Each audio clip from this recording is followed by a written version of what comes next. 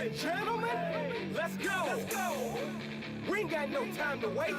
Let's go. You are now listening to Jason Anderson, and you are in the zone. You're in the zone with Jason Anderson on Sports Radio 810 WHB. All right, thank you. And why does the paper have to go over, ladies, and not under? Over's better. Guys don't care, right? I care. Over. Oh, God. Over is the correct answer. You're in the zone on Sports Radio 810 WHB.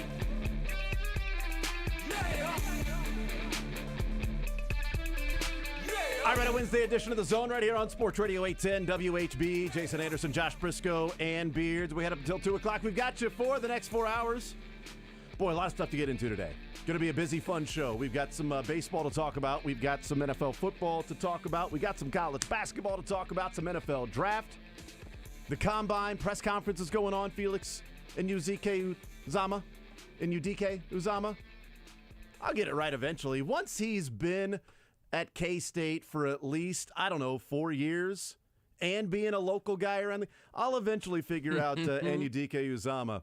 Let's just call him FAU. Felix, he talked today, and boy, he got a lot of really good reaction from his conversation at the podium today.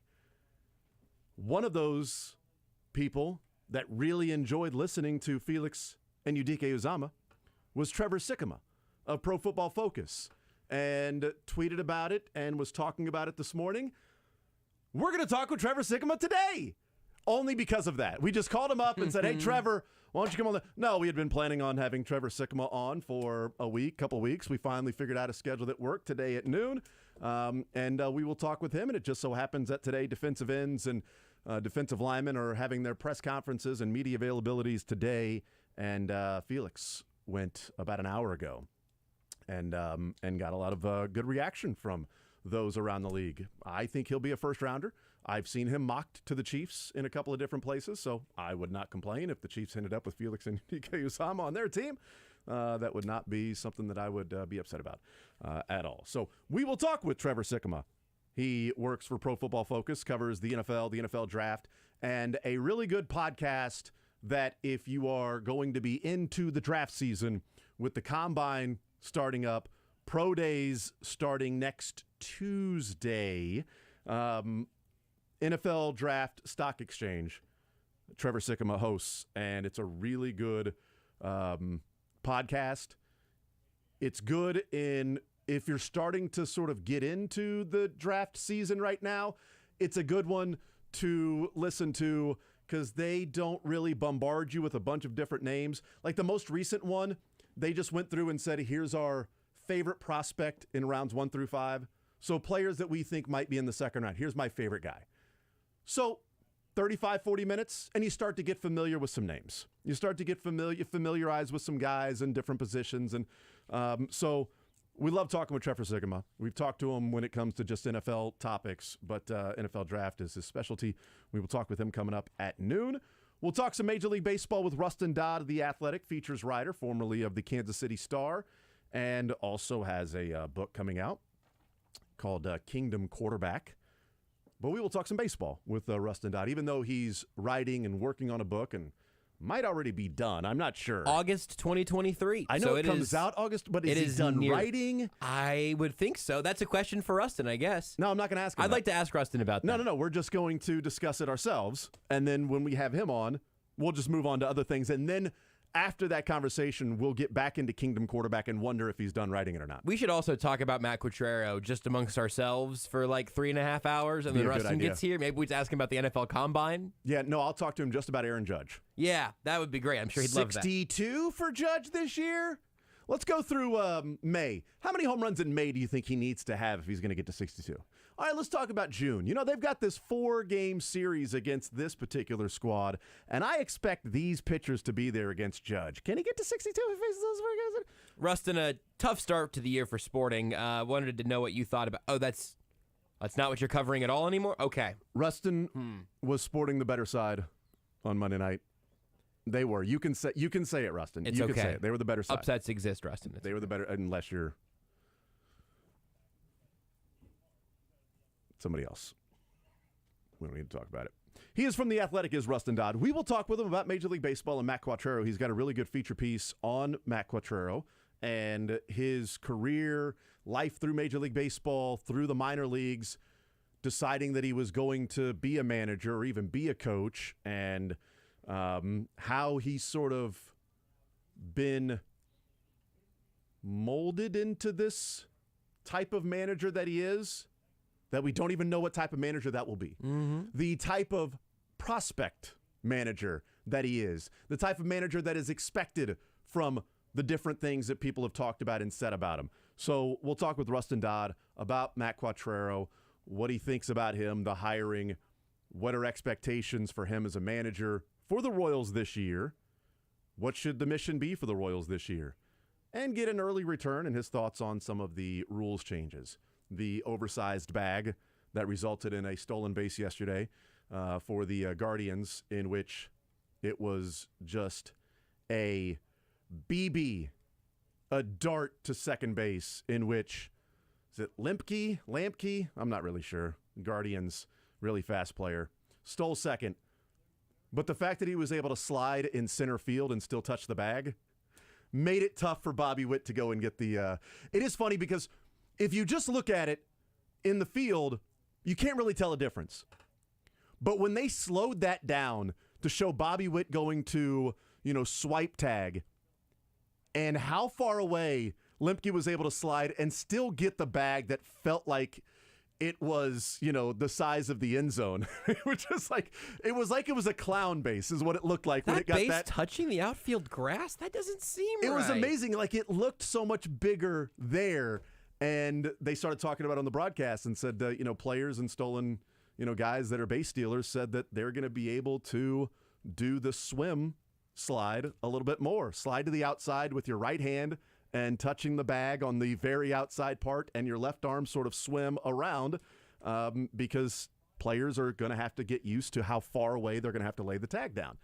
And that's what happened in that, and that's what spring training's for. That's obviously not the intention of the larger bases, right? No. The core of that is injury Safety. prevention and safety, right? But we would universally all be cool with baseball having more steals, right? More fun. Who doesn't love a good stolen base? Who doesn't love seeing a guy get caught in a pickle? Like, when you talk about some of the little moment-to-moment things that make baseball a little more exciting in its best forms, Yeah. get a single, and hey, congratulations, you got on base. You weren't just swinging for the fences. You actually found first base, and now you have a little better chance, perhaps, of stealing second. Because you know what? There's action. It is In the middle of an at-bat, there's action. It is fun action, yes, between pitches. At any point, that guy could take off, that's action. Or there's just a little extra tension there on the base paths if you think there's even a chance he takes off. I'm looking forward to that. Yep. So we'll talk with Rustin Dodd, get his thoughts on some of those things. And a few of those came up yesterday in the Royals-Guardians game. Vinny Pasquantino with an RBI to right field. That would have been an out last year with the shift. Hits it right to where the rover would have been essentially, and instead falls innocently into right field, drives in a run. You're like, okay, I'm gonna like to see that. Aroldis Chapman was given a ball because it was a pitch clock violation, which was confusing because there was still 1 second on the clock when he lifted up his right leg to start his motion, and that's supposed to be the indicator. It's not releasing the ball. It's you start your wind up, stretch, whatever, that leg lifts. There was still 1 second on the clock. He threw the ball. It was a strike. After the ball was thrown and caught, then they raised their hands and said, "Nope, pitch clock. That's a ball." Like, okay, there's some confusion there. Maybe some confusion there. You had the bigger bases that resulted in a stolen base instead of an out, and then as I said, the shift or lack thereof that resulted in just a line drive, single for Vinny Pasquantino that would have been a really hard hit out. I don't have the numbers in front of me. I'll try to find them here. But it was a tweet basically saying, hey, the first month or 2 months of all these new rules in the minors, the short version is it happened a lot more in those first couple of months, and then it all normalized out. That's a matter of the players understanding when those are going to get called. It's a matter of the umpires knowing when to actually call it. And hey, at least the Royals had umpires for their entirety of their game. Oh my gosh, we got to talk about that with Rustin Dodd or whenever we could talk about that. Robo umpires, you could make them stick around for a fake bottom of the ninth. That was as close to a national broadcast scrimmage pickup baseball game, call your own. It was amazing. As you would see like a pickup basketball game. Like, all right, we got, nope, you're done. Stay here. I get these 4. I'm going to keep that guy. All right, let's go. Call your own. If you didn't the see umpires the left. Orioles and Pirates in the top of the ninth, the Pirates had ended the game essentially. The Pirates were the ones that would have batted in the bottom. And I don't know if it's often, but they talked about in the broadcast, not a super rare thing to say, we want to play a full 9. This guy's supposed to pitch today and all of that.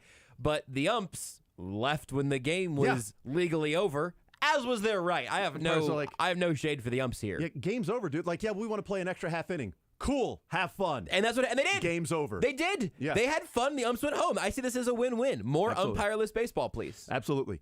And I'm already becoming conditioned to the pitch clock and how quick the games are, because yesterday I'm watching the game and I'm like, oh my God, this is dragging on. This game is dragging on. There were 18 runs, 25 hits, 10 walks, 17 strikeouts, played a full 9 innings in 2 hours and 50 minutes.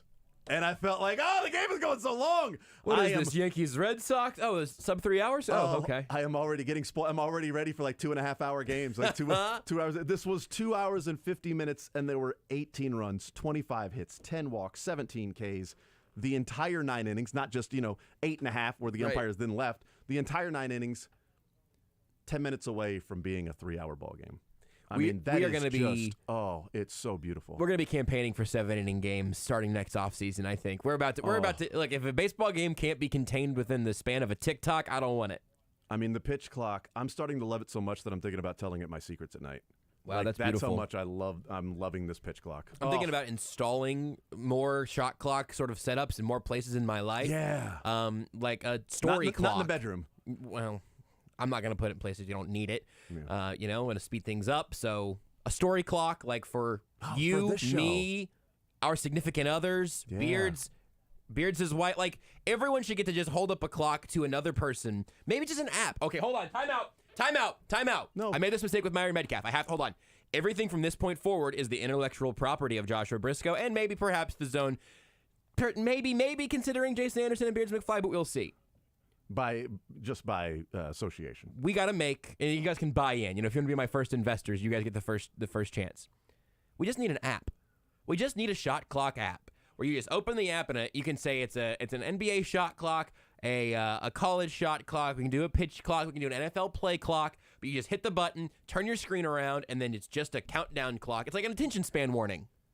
Hey, Josh. This is where you not being a Chappelle Show fan. Oh no! I hate to break it to you. Oh, there already is a. There is one. Yeah, that's fine. I'm suing. This was my idea. There's only 1,000 downloads though, so I think we can go beat them up. Yeah, okay. but this is where not being a Chappelle Show fan is a blind spot for you. Yeah. Back 20 years ago, Chappelle had a skit to where it was a wrap it up box. Just a box with a big button on the top, and you slammed it, and it had a big flashing light that said, wrap it up. Seems pretty good. We can also bring that in. Wrap it up, B. Okay, so maybe wrap it up, B. Wrap it up, B. Maybe we can make it a physical product then, and we can sell that in the big box stores. Everyone just carries it around. Why have a phone when you could just have a wrap it up box? Like back in the day when you would just carry around your boombox. That's exactly what it would be. That was your iPod back in the day. Yeah. You start telling a story. If I don't feel like I like the angle of it, I see Beards is here. This is got to wrap it up. This is very close to the vision. I think we can do better than this. I was hoping nobody would say anything, and I was just going to let it go off. But is it? Wrap it up, B. All right, new topic. Wrap it up, B. New topic. All right, KU wins last night, 17th Big 12 title. Did it move you at all, Beards, last night when they won? Did you have any reaction last night to them beating Texas Tech and winning the 17th Big 12 title? I was at work. So no. There we go. They won. Because it's the like video of Beards holding the shot clock up to the video stream is stupendous. By the way, they won another Big 12 regular season title. Yeah, but what seed are they going to be in the tournament? What seed will they be in the tournament? So yes, if this was a different squad, if it was one of the other two local schools, I believe the topic and the conversation today would be more around winning the regular season. Absolutely. But for KU and what the expectations are and the level of expected play and run in the tournament, we watched a KU. There's two things. There's a positive and a negative that you can take away from different things last night. Let's start off with the positive. And that is they beat a team that's a good team in Texas Tech that, is top 70 KenPom. I mean, they're just so silly. Top 60 KenPom. Actually, they're number 50. They're number 51 now, looking at the KenPom ranking. Number 51. Big 12. So a KenPom team that's number 51, they beat that team with Grady Dick going 0 of 7 from the floor. 0 of 5 from 3. He has 4 points, all free throws. A couple of big ones there at the end. You have Jalen Wilson going 0 of 5 from 3. If you're quick math, that's 0 for 10 with Jalen Wilson and Grady Dick. And they were able to win that game. I've talked with Myron Metcalf, a couple of weeks ago when we discussed that, Jalen Wilson scores 7 points on the road against TCU. And they win that game. Now, he had 13 rebounds in that game. He did other things, which is what makes him a good player. But 7 points, they find a way to win. Grady Dick, 4 points, they find a way to win. That's the positive, is you've got other guys that can step up. Like last night, Jalen Wilson had 21. McCullough had 14. DeJuan Harris has stepped up when need be at different times. He's playing great basketball. He's very close to being good enough to playing for Konzo Martin. He's close. He's getting there to being on the level where Konzo Martin thinks he might be good enough to recruit him. A little bit better. I mean, he only had 5 assists and 1 turnover last night, but he had 0 rebounds. How about this? Rebound the basketball, then Konzo will give you a call. Get a board. Seriously. Because Konzo's bored if you're not boarding. So he had 16 last night. So there's the positive. Finding ways to win against good teams when at one point this year, if Wilson or Grady Dick did not have a good game, you were probably going to lose that game. But they found ways with other guys stepping up. There's the positive. Wanted to mention the positive first. Here's the concern. Last 2 games, do you know what 36 minutes and 8 points is in reference to? In what tell me the number of games again? 36 minutes. And 8 points. 8 points. Last 2 games. Last 2 games combined. 36 minutes, 8 points. Last 2 games combined. Let me just give you the stat line. Oh, God. Can I get... I think I've got a guess. Let me give you the stat line. 8 points, 4 rebounds, 1 assist, 6 turnovers in 36 minutes of ball. Is that the entire Kansas bench? The last 2 games. What? Well done, Josh. Thank you. There's the concern. Is there somebody on the KU bench that can step up and just play okay basketball? Yeah. Like, Yasufu's like the guy right now that can come in and play a number of minutes. Uday from time to time. Pettiford, I don't really think you can rely on him. I like Uday long term. I want to remember him in the future. I don't know that he's getting trusted right now. Which is perfectly fine. Yesufu, I don't know. Perfectly fine. But they've scored a total of 8 points in the last 2 games. They got 3 from Yesufu against West Virginia. And then they got 3 last night from Yesufu and 2 from Uday. But they have 6 turnovers in those games. Yeah. 1 assist, 4 total rebounds. Those guys have combined for 36 minutes of play. If you had a player out there that played 36 minutes, had 8 points, 4 rebounds, shot 3 of 10, and had 1 assist and 6 turnovers, you would have said, what an awful game that guy played. You don't want that guy being your 6th man. You also don't want that guy playing 36 minutes. Right. You don't want that guy playing essentially, I mean, that's half a game for a player per game the last couple of games. It's almost 40 minutes, right? Yep. That's the concern, is do they get into a game in the tournament when Wilson or Grady Dick are not having a night or are struggling? And there might be some foul trouble somewhere. McCullough, had 4 late. He wasn't in foul trouble, but he got his 4th late. KJ Adams at times has had some foul trouble. We've seen that. And let's paint a scenario where, Wilson is struggling, or let's say Grady Dick is struggling and Wilson picks up 2 quick fouls in the first half. Yep. Foul trouble, I think, is a really good place to start heading there. So who steps up? Now, I have long been someone that has said depth is overrated. I've talked about that. I think depth is good during the regular season to help you win a number of games because you need that with injuries. There are going to be some games where guys struggles or foul trouble, things like that. In the tournament, I think depth is overrated because you get into a game, you're going to be relying on your main players. You might go 9 deep over the course of the regular season, but odds of you going 9 deep in a back-and-forth game in the tournament in a, win and advance, lose and go home game. Sweet 16 game going 9 deep is not going to happen. Again, in 2015, Kentucky had the platoon system. They platooned. They would sub in 5 guys at a time until Poitras tore his ACL. Karl Anthony Towns was playing like 25 minutes per game. Yeah. NCAA tournament time against Notre Dame in the Elite Eight, against Wisconsin in the Final Four, they had 7 players. And Towns was playing almost 40 minutes because platooning is over. It's time to go with your guys. So you shave your bench a little bit. But Kansas doesn't have one right now. They've got guys that can play minutes. And they've got guys that can defend, so that's certainly important from what Bill Self wants to do. You've got some guys that can defend. And while a couple of those guys are guards, so the rebounds really won't be there to a high level where you're going, yeah, but 36 minutes, all they did was grab 4 boards. Well, if it was Uday and Clements, he's out with the knee. But if it was those guys in there and it was only 2 or 3 boards, 4 boards, then it would be an issue, right? But you've got Yesufu and Pettiford playing a number of minutes there. That would be the concern. When does Clements come back? Not like he's, going to be, the 6th man of the year, but he gives you another option. When is he back? And can somebody step up and play some good basketball if they are called upon? If they're needed. They may not be needed. That's the thing. They may not be needed to win 4 games in your region. They may not be needed to win the final 2 when you get down to Houston. I don't know. Odds are over 6-game stretch where you expect at least 4, probably 5 against some good teams. If you play 6 games, first one you should be fine. You'll get a lot of minutes out of your bench. First game you should. That would be the concern with KU. They have still found ways to win when one of those guys hasn't played well. Positive. But man, the bench is just non-existent. It is just non-existent. And I say that while they went 2-0. Right, and so the part of it that it might be like the oversimplification is that it also goes back to the conversations we've had with Myra in the last couple of weeks about the strength of the sport altogether right now. Yeah.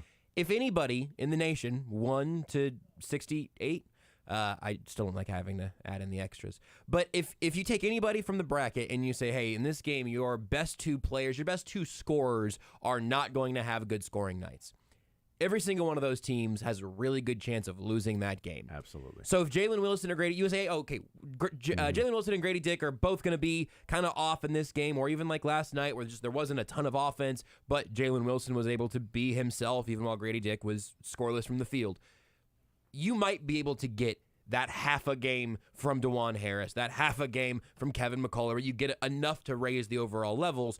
But if both of those guys bottom out, and then that ends up sort of parlaying into DeJuan Harris having one of those games where the ball's just not leaving his hands very often or not often enough, that's going to snowball, but nobody's bench is going to save their starting 3 stars from that fate. I think there's still a question, though. Again, that's an oversimplification, because I think there's the question of what if Grady Dick is just hot and cold? What if Jalen Wilson is just not the guy leading the team in scoring? I could go back to what you said, the TCU game, right? This last month of basketball Jalen Wilson had 7. Completely been blended up into a fine pace at this point. And by the way, on the road. Right. At TCU, and he had 7.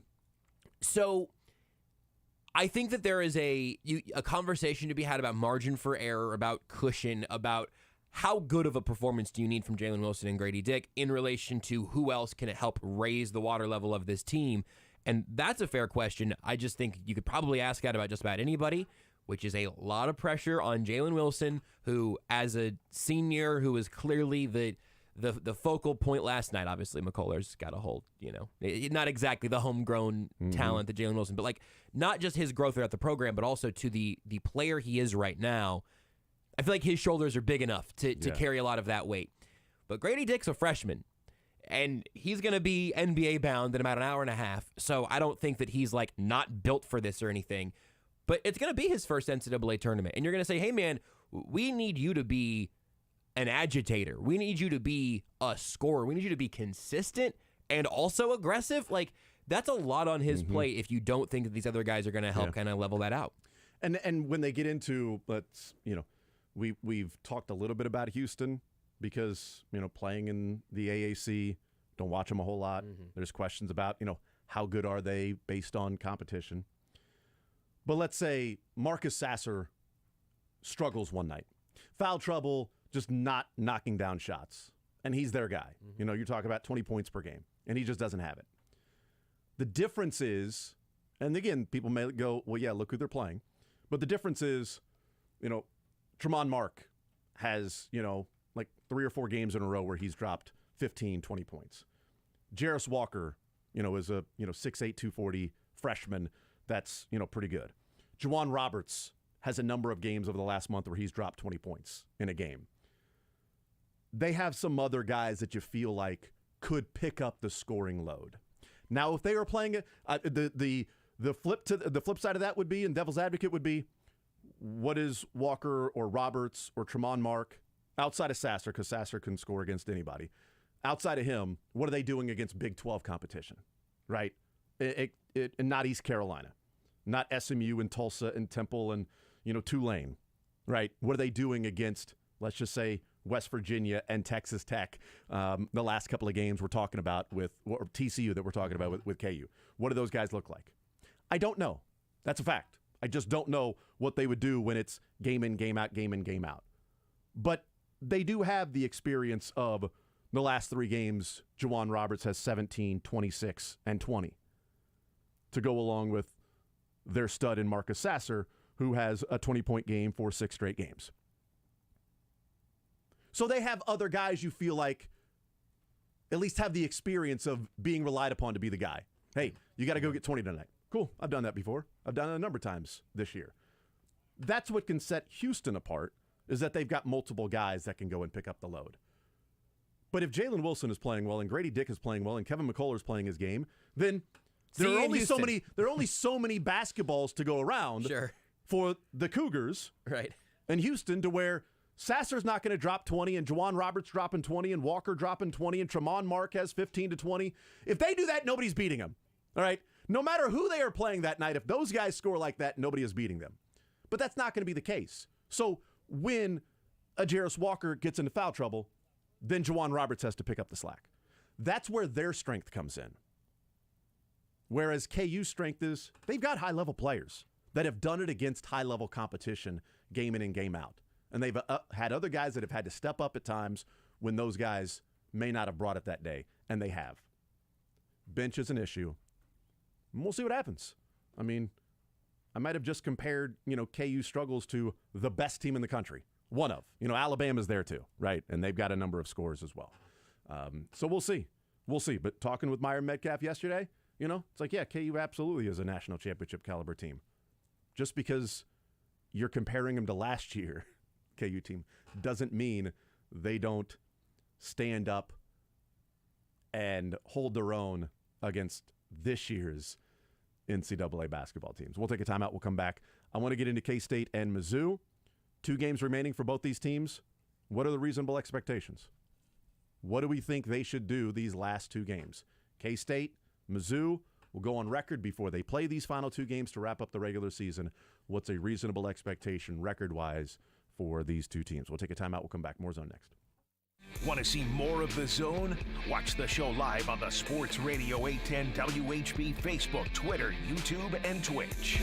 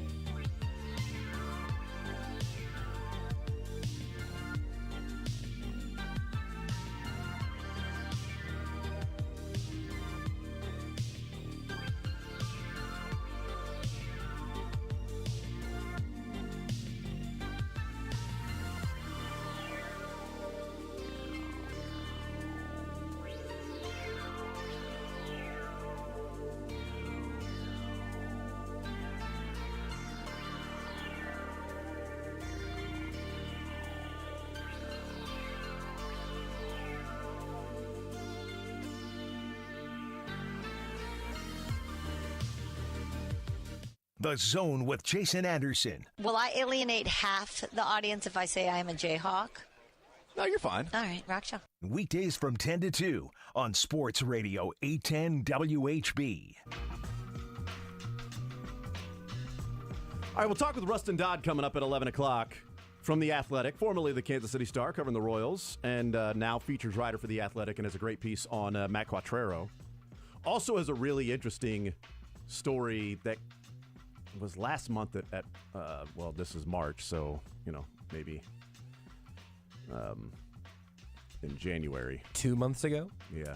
Well, that's true, I guess. By the way. Earlier this year. By the way, 10:38. I am 10 hours and 38 minutes behind John Rothstein tweeting out, "This is March." So sorry about that. I'm only 10 hours late when I said, "Well, this is March." We should have all had that scheduled. I didn't mean it as college basketball. I just meant it as, well, this is March, and it came out in January of some time. But it was about Baseball Prospectus and the birth of that. And oh, yeah, that was it was a phenomenal story. I forgot about that. So good.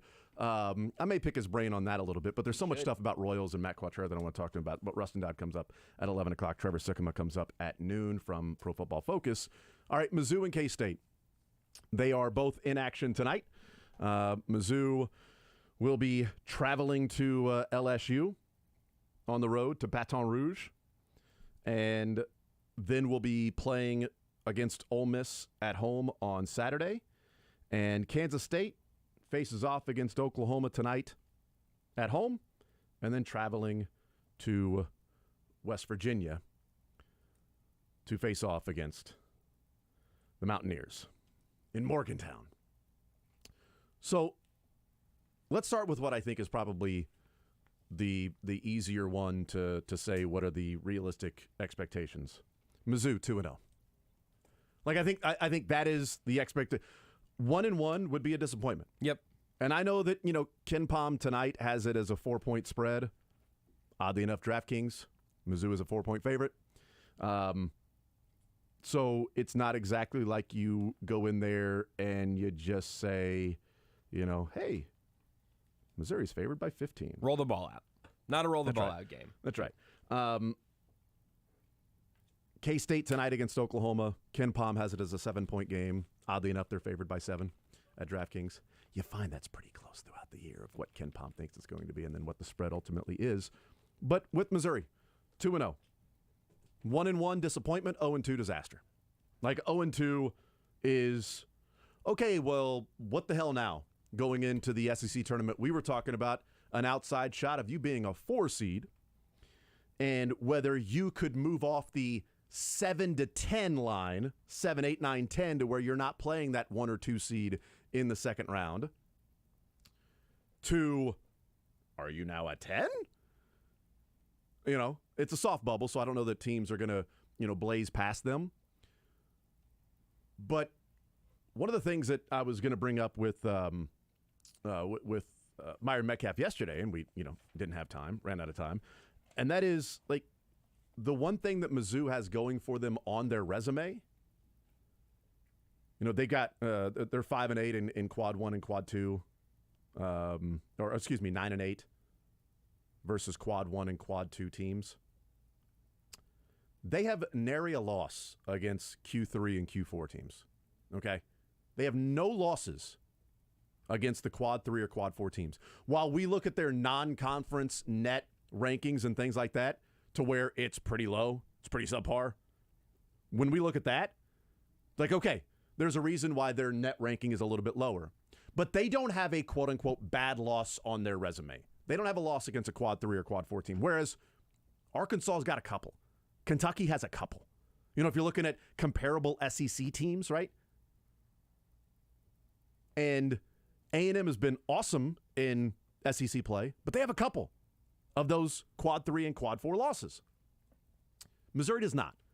That's where the next 2 games come in, because not only is it, well, now you're hurting your seeding for the SEC tournament, but now you no longer have that sort of star next to your resume and going, yeah, these other things are lacking. Yes, we didn't play a great schedule, but we didn't lose to those teams either, okay? Mm-hmm. We did go out and win those games, undefeated against quad 3 and quad 4 teams, and 9 wins against quad 1 and quad 2 teams. That's absolutely a tournament resume. and they're going to be in the tournament. But you have less of an argument of, well, we should be above that team or we should be above that team if you lose one of these next two games and you end up with one of those quad 3 or quad 4 losses. They got to go 2-0 over these next two games. We covered it a little bit yesterday, but it would be, like you said, I mean, it is rare to have expectations so solidified in their positivity, but that's more about the quality of the opponent. And it's certainly still a reflection of where they stand right now. You also want to be able to go ahead and take that momentum right into the postseason action, right? You've talked a ton about what the SEC tournament could look like, and then obviously, once March Madness comes around, to have anything that feels like sustained success. I thought it was interesting. You talking to Myron yesterday, the definitive nature in which he was talking about Iowa State and just the absolute. I don't know if you could make it a cyclone. I think it's just a tailspin, a cyclonic tailspin that they've been in. To feel like you've lost the air out of your sails that definitively right before the postseason, we can nitpick on what momentum actually is and what it actually isn't all day, and I think it's kind of an interesting conversation. But you can't have a program with absolutely no belief in itself because you just dropped a couple of doozies to wrap up your regular season. You have to avoid that. Feel good, look good, and get a couple wins before you move into postseason mode. Yeah, 1-1 disappointment. Yep. 0-2 disaster. Yep. Missouri has to win at least one of these next two. It would be worse to lose to Ole Miss at home. I know LSU is not a good basketball team, but weird stuff happens on the road or whatever. I don't know. That to me is sort of the it's the importance of tonight's game for Mizzou is that if you take care of tonight, you should win on senior night. They've got to. I think 17 players that are going to start for senior night for Mizzou on Saturday. You should take care of business on senior night. If you win tonight at LSU, you're looking at going 2-0. K-State. Oklahoma tonight at West Virginia. I think realistic is 1-1. Yep. 2-0 would be a boon. You take 1-1, though. Big red button, deal or no deal, Howie. You take 1-1? Yep. I would, too. 0-2 would not be a disaster. It would definitely be a disappointment because, again, we're talking about the Big 12 as opposed to the SEC. Like, if we're looking at KenPom rankings, LSU's 150, Ole Miss is 116. Oklahoma's 52. West Virginia's 19. Okay? Teams lose to the number 50 KenPom team in the country all the time. Yep. Even if they might be top 20, top 15. That happens in college basketball. Even if it's a home game, even if it being senior night. I think they'll take care of business tonight and win that game. And then it'll come down to you just get another feather in your cap going to Morgantown and beating a West Virginia team that's playing some good basketball, damn near beat Kansas, went to Iowa State and won, and then they're returning home playing for what they still believe will be their tournament lives and trying to make sure that they do not have to sweat on Selection Sunday a week from Sunday if they can take care of business in Morgantown on Saturday. Plus, K-State's playing tonight. West Virginia played on Monday. They've got an extra couple days while K-State is going tonight. Whether that matters or not, so that's going to be a tougher game. I think realistic, if K-State goes 1-1, I think it's, holding serve. No shame in losing in Morgantown, even now. But the opportunity, sorry. No, you're good. The difference being Missouri losing would be there's no opportunity for Missouri to get a good win, to get a feather in their cap. It's a pass-fail for Mizzou. K-State, kind of a pass-fail to me tonight. Yep. But West Virginia, a loss doesn't hurt you. A win, boom. There's another top 20 KenPom win on your resume. Well, and so also you can decide for yourself how much you think or what direction you think this will go in for the Big 12 tournament. And by the way, another quad 1 win for K-State if they win on Saturday at West Virginia. And the Big 12 tournament, because of the quality of this conference we've been talking about for the last 2 months, there's going to be another opportunity for snowballing in either direction.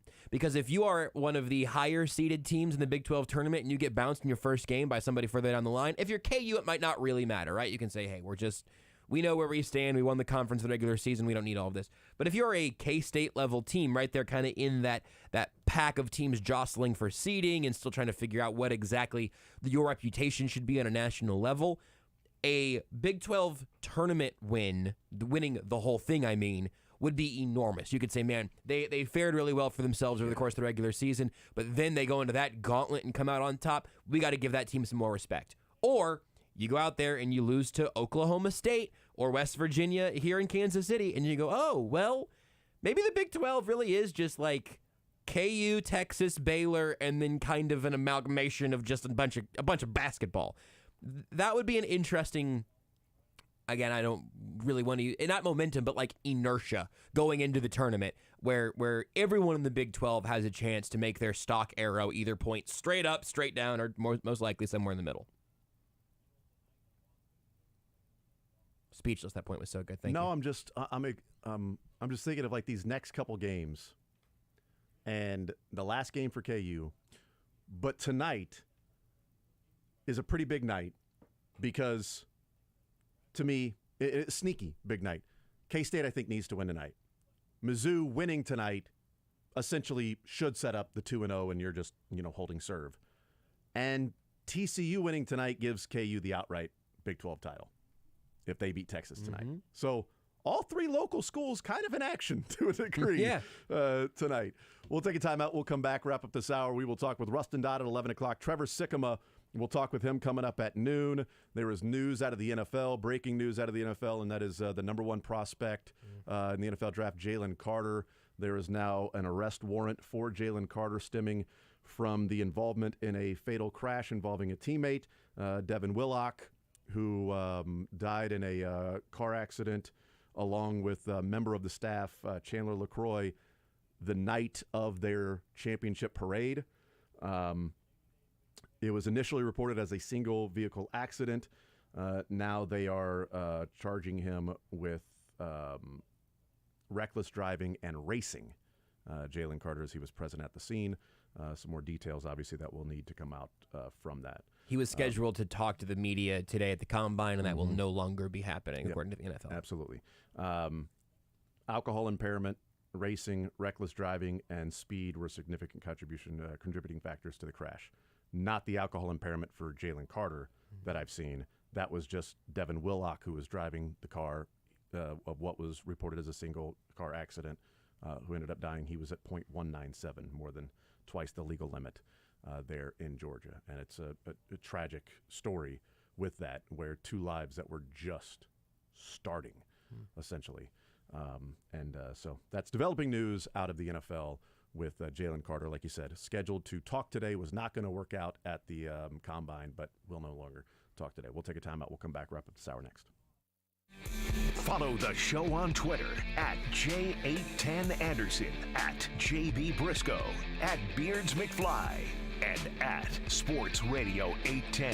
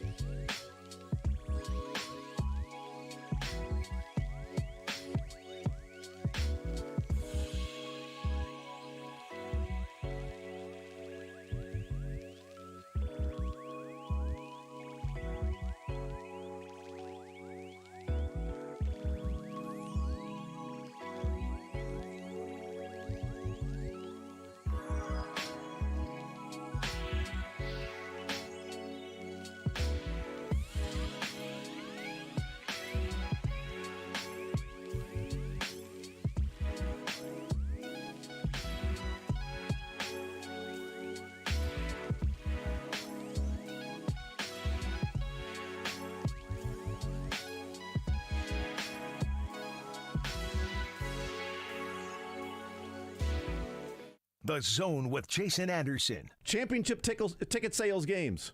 Championship tickles. Weekdays from 10 to 2 on Sports Radio 810 WHB.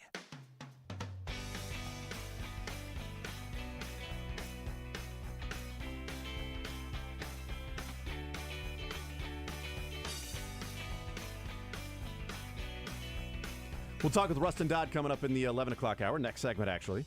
Get his thoughts on Matt Quattrero has the really good piece there at The Athletic about the Royals manager, and a few games in the books for the Royals. They win another one yesterday against the Guardians in a long, excruciating, dragging on 2-hour and 50-minute ball game.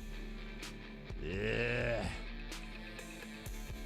One thing I will absolutely I noticed yesterday is so I was meeting with the fine folks from Pyramid Roofing yesterday, and so I paused the Royals game. It's like 3:15.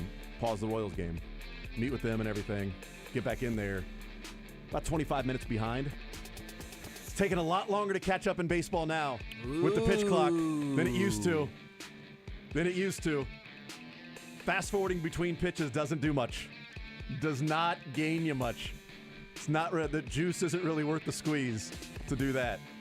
So it took a little bit longer to catch up, and you know what? I'm good with it. Totally good with that. I noticed that. I'm like, clearly it's moving along at a quicker pace. Is baseball too fast? Next in the zone.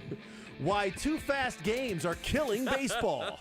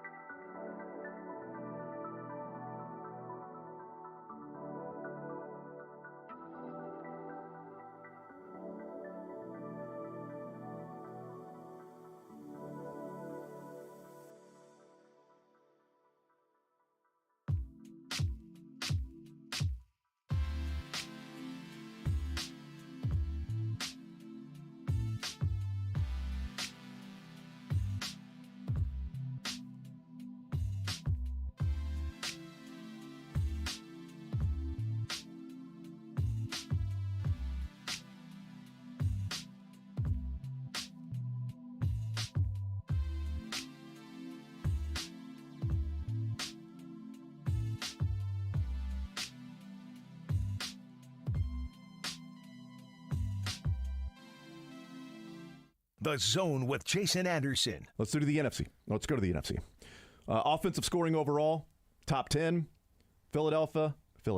Weekdays from 10 to 2 on Sports Radio 810 WHB.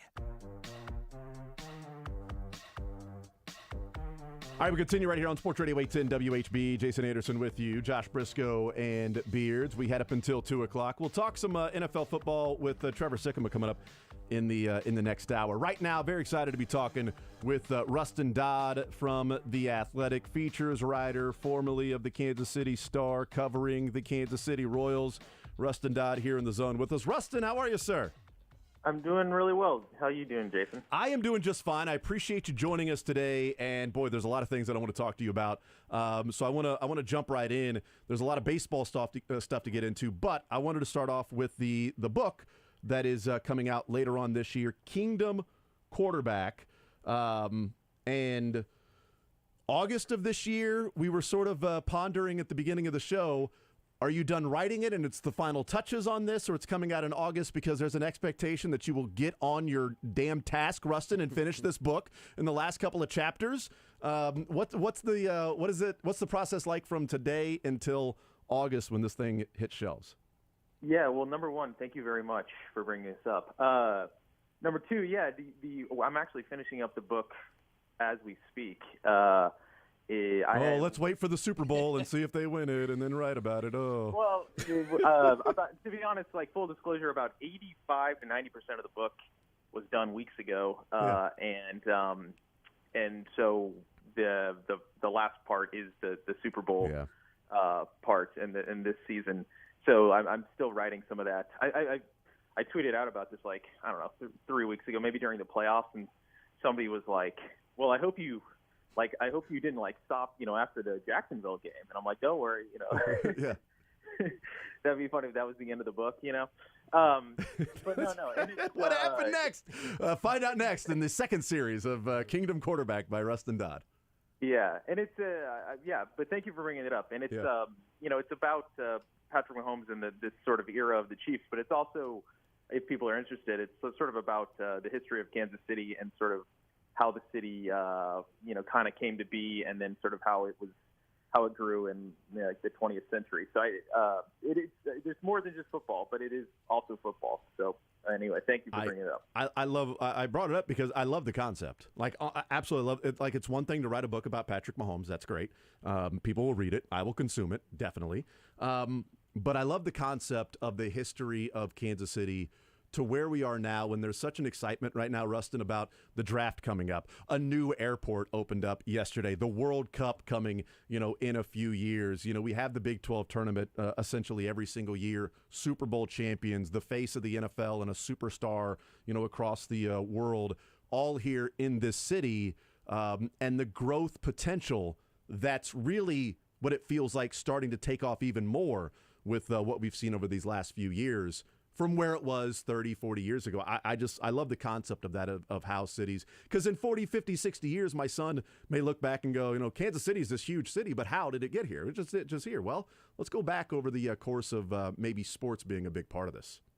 Yeah, no, 100%. So hopefully people can check it out. Yeah, last little final tidbit. I like bringing this up a lot.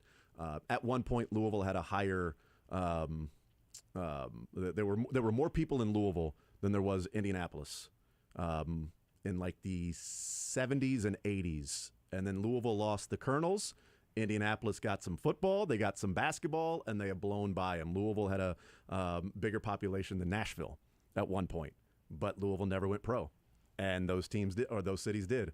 And it's always a big part of what I talk about, the pro tax for stadiums and things like that, you talk about cities and growth and health and things like that. Let's talk about the health of Major League Baseball, Rustin, before we get into Matt Quattrero. The pitch clock, it's been talked about. The new rules, there's a massive, the bases are massive now. There's no shifting. What are the early returns in your mind of the new rules? And mainly it's a conversation around the pitch clock. Yeah, I mean, my number one takeaway is that people really fear change. I kind of think this, is all for the good, right? I think, you can have some, fears about how the game might change, and whenever baseball makes rules changes, there's going to be unintended consequences that we probably just can't even foresee right now with what transpires on the field. But I think overall, this is for the better. The pace of the game should be better. And my little pet cause with the pitch clock, and I don't know if anybody is listening that puts on Major League Baseball broadcasts or whatnot, or anybody out there, is that I'm really glad the pitch clock is here, and I think it's going to make the sport of baseball better. But I don't think we need to pay attention to it that much, right? So I don't want it on the screen of the game. I think there's a novelty right now because it's new.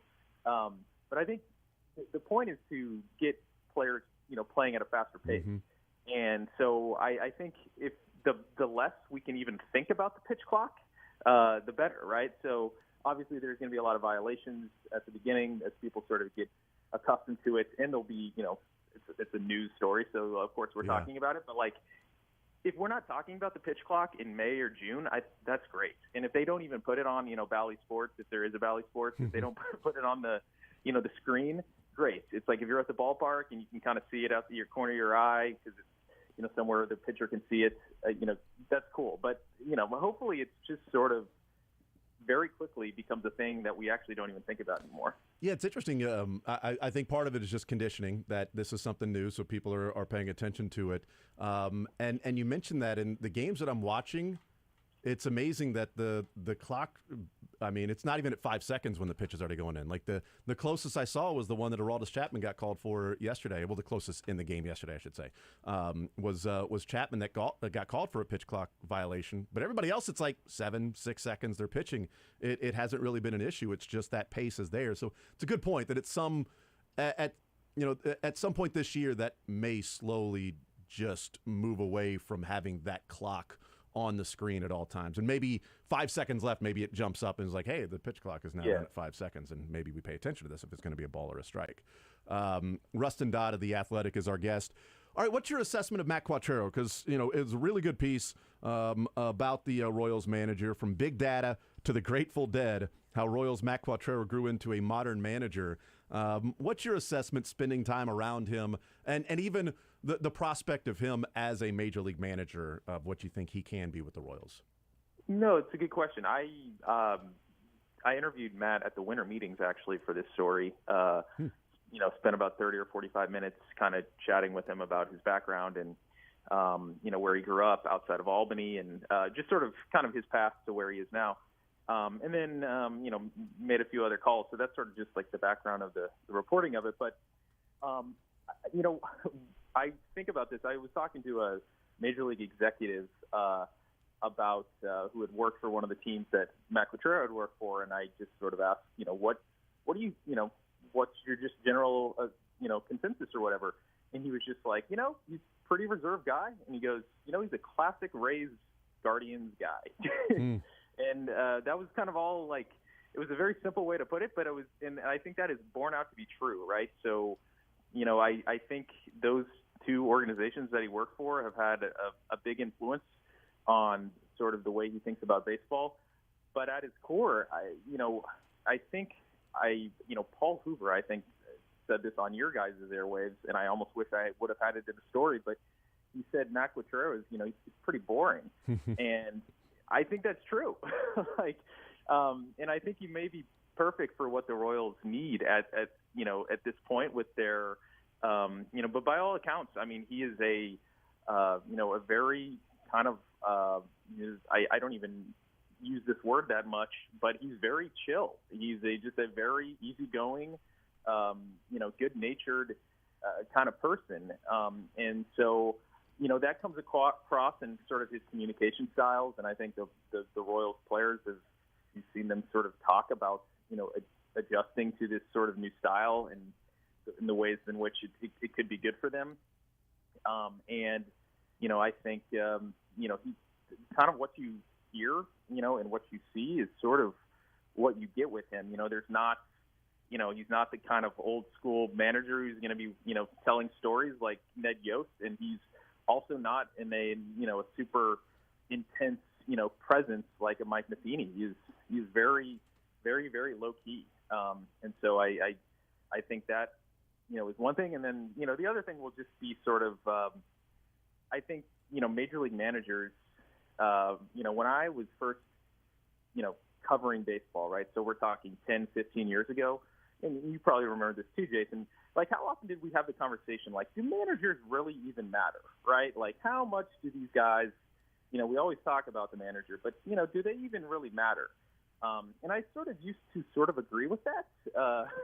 Like, okay, yeah, like, a manager can, the in-game tactics. 3 or 4 games a year that a manager can win you or lose you, so maybe a 6-game difference over the course of 162, maybe. That conversation was had a lot. Yeah, right. So I always sort of kind of agreed with that. That sort of made sense to me. But I think one interesting thing that's happened in baseball in the last 10 to 15 years, and one of the ways the game has changed, is the sort of player development, or for lack of a better word, the ability to get their best out of your players at the major league level using, data and all their various resources and, all the technology and finding those little edges.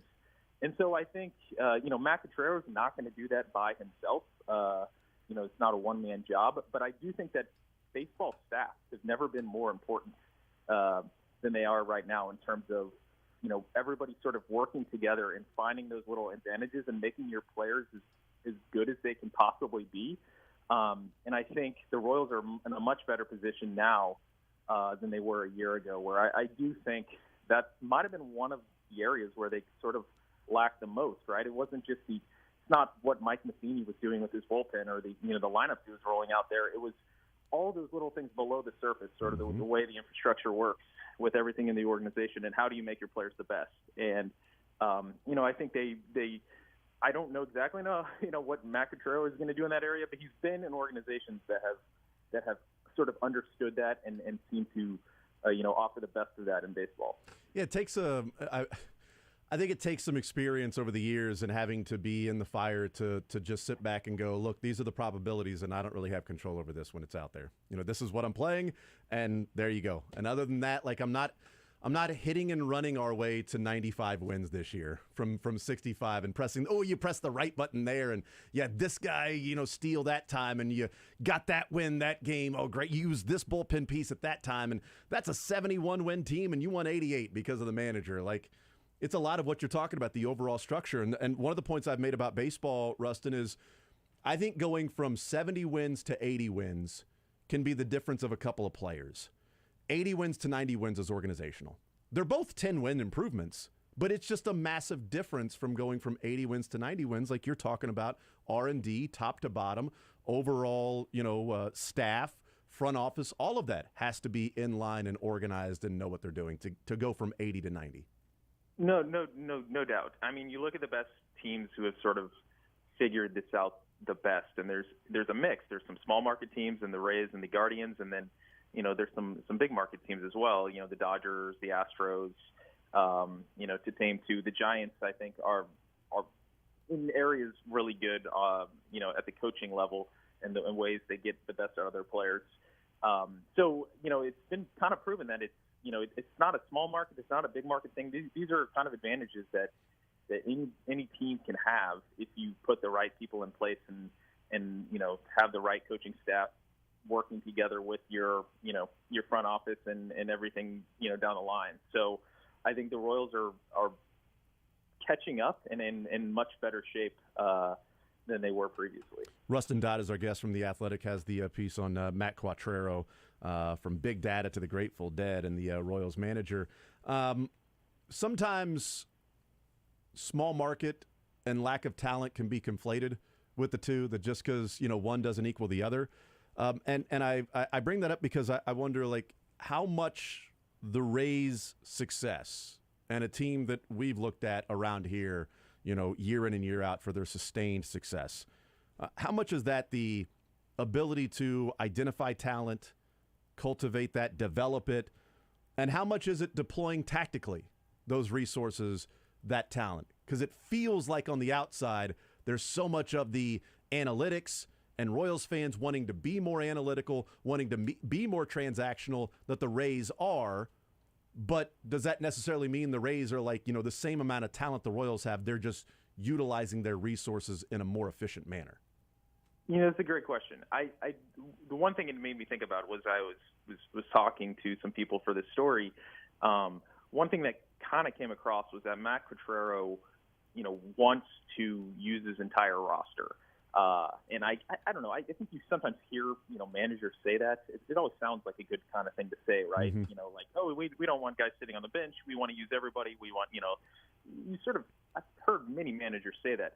But I think Matt Quatraro really believes in that philosophy, and I think you're going to see more of platooning, and you're going to see more matchups, and you're going to see more creativity in various ways that they utilize the whole roster. And I think, he's stressed how much depth they need in the bullpen, and I think you're going to see, like one of the ways that they've raised have really, kind of made an advantage or given themselves an advantage, I should say, is the ways they utilize their bullpen, right? So, they have, 13 or 14, quality pitchers, and they want their 10th guy to be as good as their 14th guy. And so they really stress depth in the bullpen and also, shuttling guys to the minors and, using options and keeping guys fresh and all those sort of things that seem kind of like boring, kind of old-timey, kind of just like baseball things that people have done for many years and years. But the Rays have sort of, taken like the numbers to those ideas and really sort of maximized the results. And so I think you're going to see that too with the Royals, just in the ways that they use their roster and being creative with, okay, this hitter we got, all right, he hits lefties pretty well, and he doesn't hit righties very well, and he does this, and so let's just put him in those positions to, and let's let him have some success, and let's do that. And, this pitcher, matches up with this guy, these kind of hitters pretty well, and he's better in these sort of situations, so let's do that, and it sounds, some of this stuff sounds kind of obvious when you say it. Yeah. But I really think you have to have sort of a confidence sometimes to be, to not just roll out 9 guys every night and say, all right, here you go, guys. Let's, this is the team, and go perform. I think from a managerial perspective, you have to have a little bit of confidence in yourself to say, no, this is the best way to do it, and this is going to give us the best way to win. And I believe in what we're doing. So I think that's kind of the, I don't want to paint Matt Quatraro as some sort of, he's going to be like Tony La Russa out there where he's just, making crazy moves all the time and really managing. But I do think that they have a plan for how to use their roster in creative ways, in ways that the Royals haven't in the last few years. No, and there's an excitement there. It's like a mixture of excitement and frustration at the same time, that you hear so many people talking about the analytics and the pitchers talking about these different things that they're looking at and what they're learning or what they're now utilizing that they weren't before. Like an excitement of, okay, it feels like the Royals are now playing baseball, or at least R&D, the way that some of these other organizations have been doing it for a while. That's exciting, while frustrating at the same time. That it's like, did the Royals just waste the last couple of years, by moving forward with Matheny and Eldred and kind of delaying this, next step? Because there has been an evolution, Rustin, from the managerial side of it for the Royals, from Ned Yost, from the, stats, whatever. Alcides Escobar is leading off. I don't care what you guys say, and it's going to work. And it did, so credit to Ned Yost. To Mike Matheny, that was like, no, I took some classes on analytics, and I'm really thinking about, I really want to embrace it. To then Matt Quatraro from the Rays and the Guardians, and the players talking about all these different things that they're utilizing now. No, I totally understand that. I actually think, there is some truth to that. You're like, it's sort of like, I don't know, this is a strange thing to bring up, but it's sort of like Kansas football, right? Like you were making it look way harder than it needed to be. Yeah. Just like a little competence goes a long ways. Yeah. But I also think that the Royals were, if you just kind of take a big picture view, at least this is the way I sort of look at it. They really did kind of, they never used the word tanking, but they went into a rebuild, right? So 2018, 2019, 2020, rebuilds take, anywhere from 3 to 5, sometimes, even like a 6-year thing where you really got to turn things around. And I think if you just look at where they are organizationally, they're a little behind where they should be, which is why there were changes made. Yeah. But I don't think that there actually is, like they're not. It's not out of the realm of possibility that a Major League Baseball team spends 5 years kind of building things back up. And so I think they weren't, totally maximizing, the talent in the organization. But I do think that I don't think that the last 5 years were just like lost years, right? So I think that they weren't the most efficient organization in baseball over the last 5 years, but they were also, in a down cycle. So, things looked worse. Like last year, the Royals have said many times that like their internal metrics last year said that they should have been much closer to 500. Just even based on, even when they were like trading away some of their players and playing young guys, that they always just were like their internal stuff said like, we're a little bit closer to a 500 team than we're playing, and so I think, how far, were they 10 games under what they should have been last year? Were they 15 games? Like if they, win 74, 75 games last year, what do you think about the Royals? Like maybe that was their sort of true talent level. At least if you're the Royals, that's what you got to hope is that last year we were really like a 75 win team last year. And we either didn't perform to expectations or we weren't maximizing the talent we had on our team for various reasons. And that, this is the year where you can actually push a little bit closer to 500 because we're not, it's not going from 63 to 81. It's actually, it's more like going from 73 to 81. Last year was just much worse than it needed to be. Yeah, my over 69.5 at DraftKings is banking on what you're talking about of last year, maybe the team being a little bit better than what they performed or how they were utilized and things like that. Rustin Dodd of The Athletic is our guest. A couple of quick ones for you. Being around winners and going out and hiring a guy from the Guardians organization and the Rays organization, and, he hasn't been on a team that has been below 500. As part of a coaching staff. I mean, Cleveland won 85, 81, 94, and 102. Tampa won 90, 96, 40 out of 60 games, 100, and then last year 86. And he's made the playoffs, 4, 5, 6, 7 times in those years and played in a world or coached in a World Series, a couple World Series actually. So, like being around winners, can that stay with you? Like, lint on a shirt that you leave and it's still sort of the remnants of that? Or can him or his prospects of being a manager be more product of environment and being a part of an overall organization? And that's what ultimately he's benefiting from. But can that translate to then running his own team and organization? Well, it's a good question. I thought you were going somewhere else with that. I thought you were going to ask, how does Matt Quatrero respond if they are, 10 and 20? That could be a follow-up, yeah.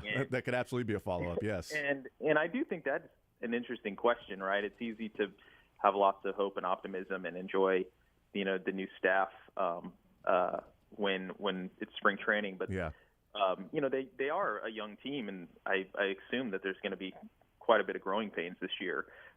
So that's going to be maybe his biggest challenge, right?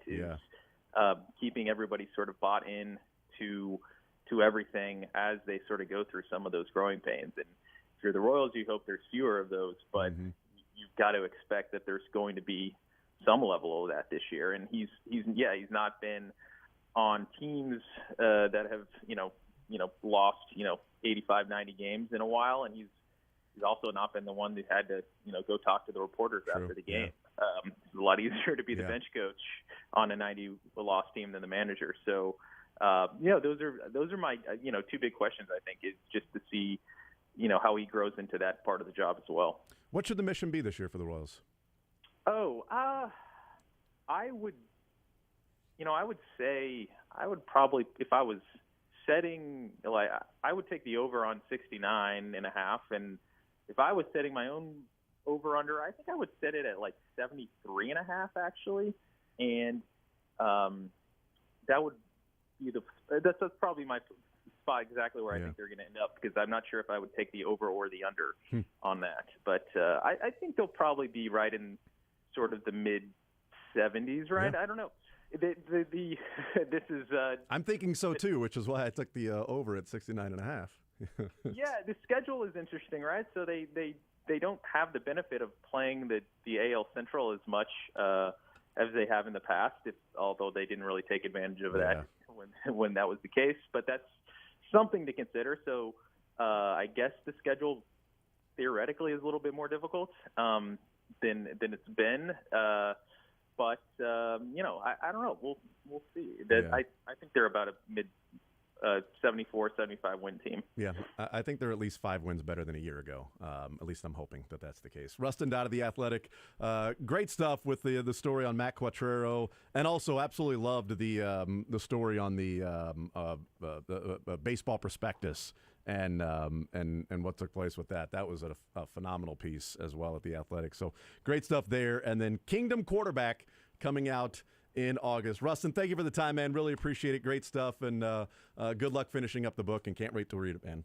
Awesome. Thanks, Jason. Have a good one. Absolutely. You too. There's Rustin Dodd, The Athletic. Go check out, honestly, just go check out his page at The Athletic, and you'll find some interesting stuff there. We didn't even get into the Joey Votto interesting. So they did the stories on Zach Greinke, where the players told different fun stories about Zach and inviting everybody over to his house and him getting a bunch of food for himself and then saying, "Are you guys hungry?" I'm like, "Yeah." "Okay, cool. Just order Uber. I've got a specific Uber driver. Just call this number and you can order whatever food you want." Now you're going to pay for it, but I was wondering if you guys were hungry. I'm saying if you're hungry, go ahead and order some food and have it delivered here for you. And all the different things of Greinke setting up a golf game and finding out somebody's handicap is really bad. And it's like, well, you're not playing with us then. You're not hanging out. Well, they did that with Joey Votto. And then they went back to Joey Votto and said, here are stories. And they allowed Joey Votto to then write and weigh in on those stories and how true they are. What was his mindset with that? And that's pretty good too. I love those things behind the scenes with quirky individuals, and Votto certainly is that, a quirky individual. So, and Zach Greinke, obviously that as well. Eccentric, maybe. They have a lot of money, so you're eccentric. If you're poor, you're just crazy. If you're rich, eccentric, colorful. That's what they are. We'll take a time out. We'll come back, continue rolling more Zone next. Take the show with you by listening live on 810WHB.com, in the 810 mobile app, or by subscribing to The Zone wherever you get your podcasts.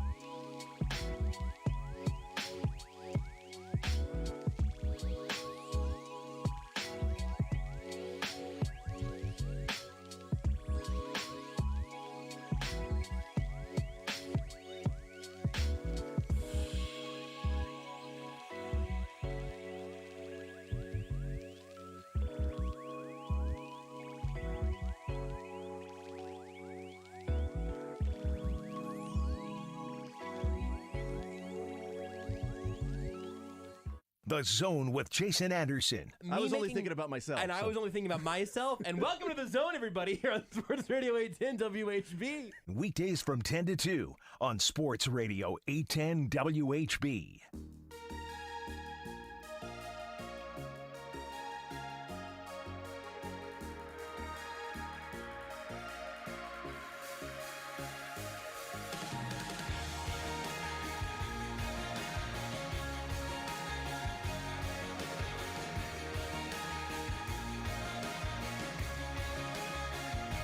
Thank you to Rustin Dodd from The Athletic.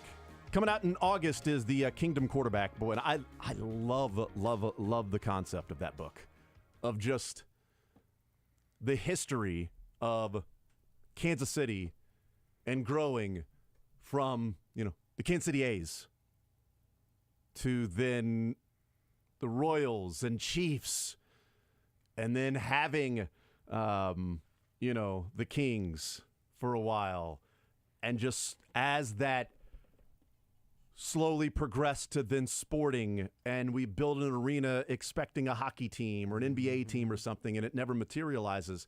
But as the city has grown and the position it's in right now, and at the Super Bowl, talking, with Kathy Nelson and talking to Mayor Q about, the excitement around the city and the airport opening up yesterday, and the NFL draft coming in April, and the World Cup, coming in 3.5 years, and the excitement about what the city can be over the next few years and the growth potential that's there, and to view it through almost the prism of sports to go along with that, of now Kingdom Quarterback, of Patrick Mahomes and the Chiefs, and how they're sort of in this position now, and the whatever subtitle or whatever, Patrick Mahomes, the Kansas City Chiefs, and how a once swinging Cowtown chased the ultimate comeback.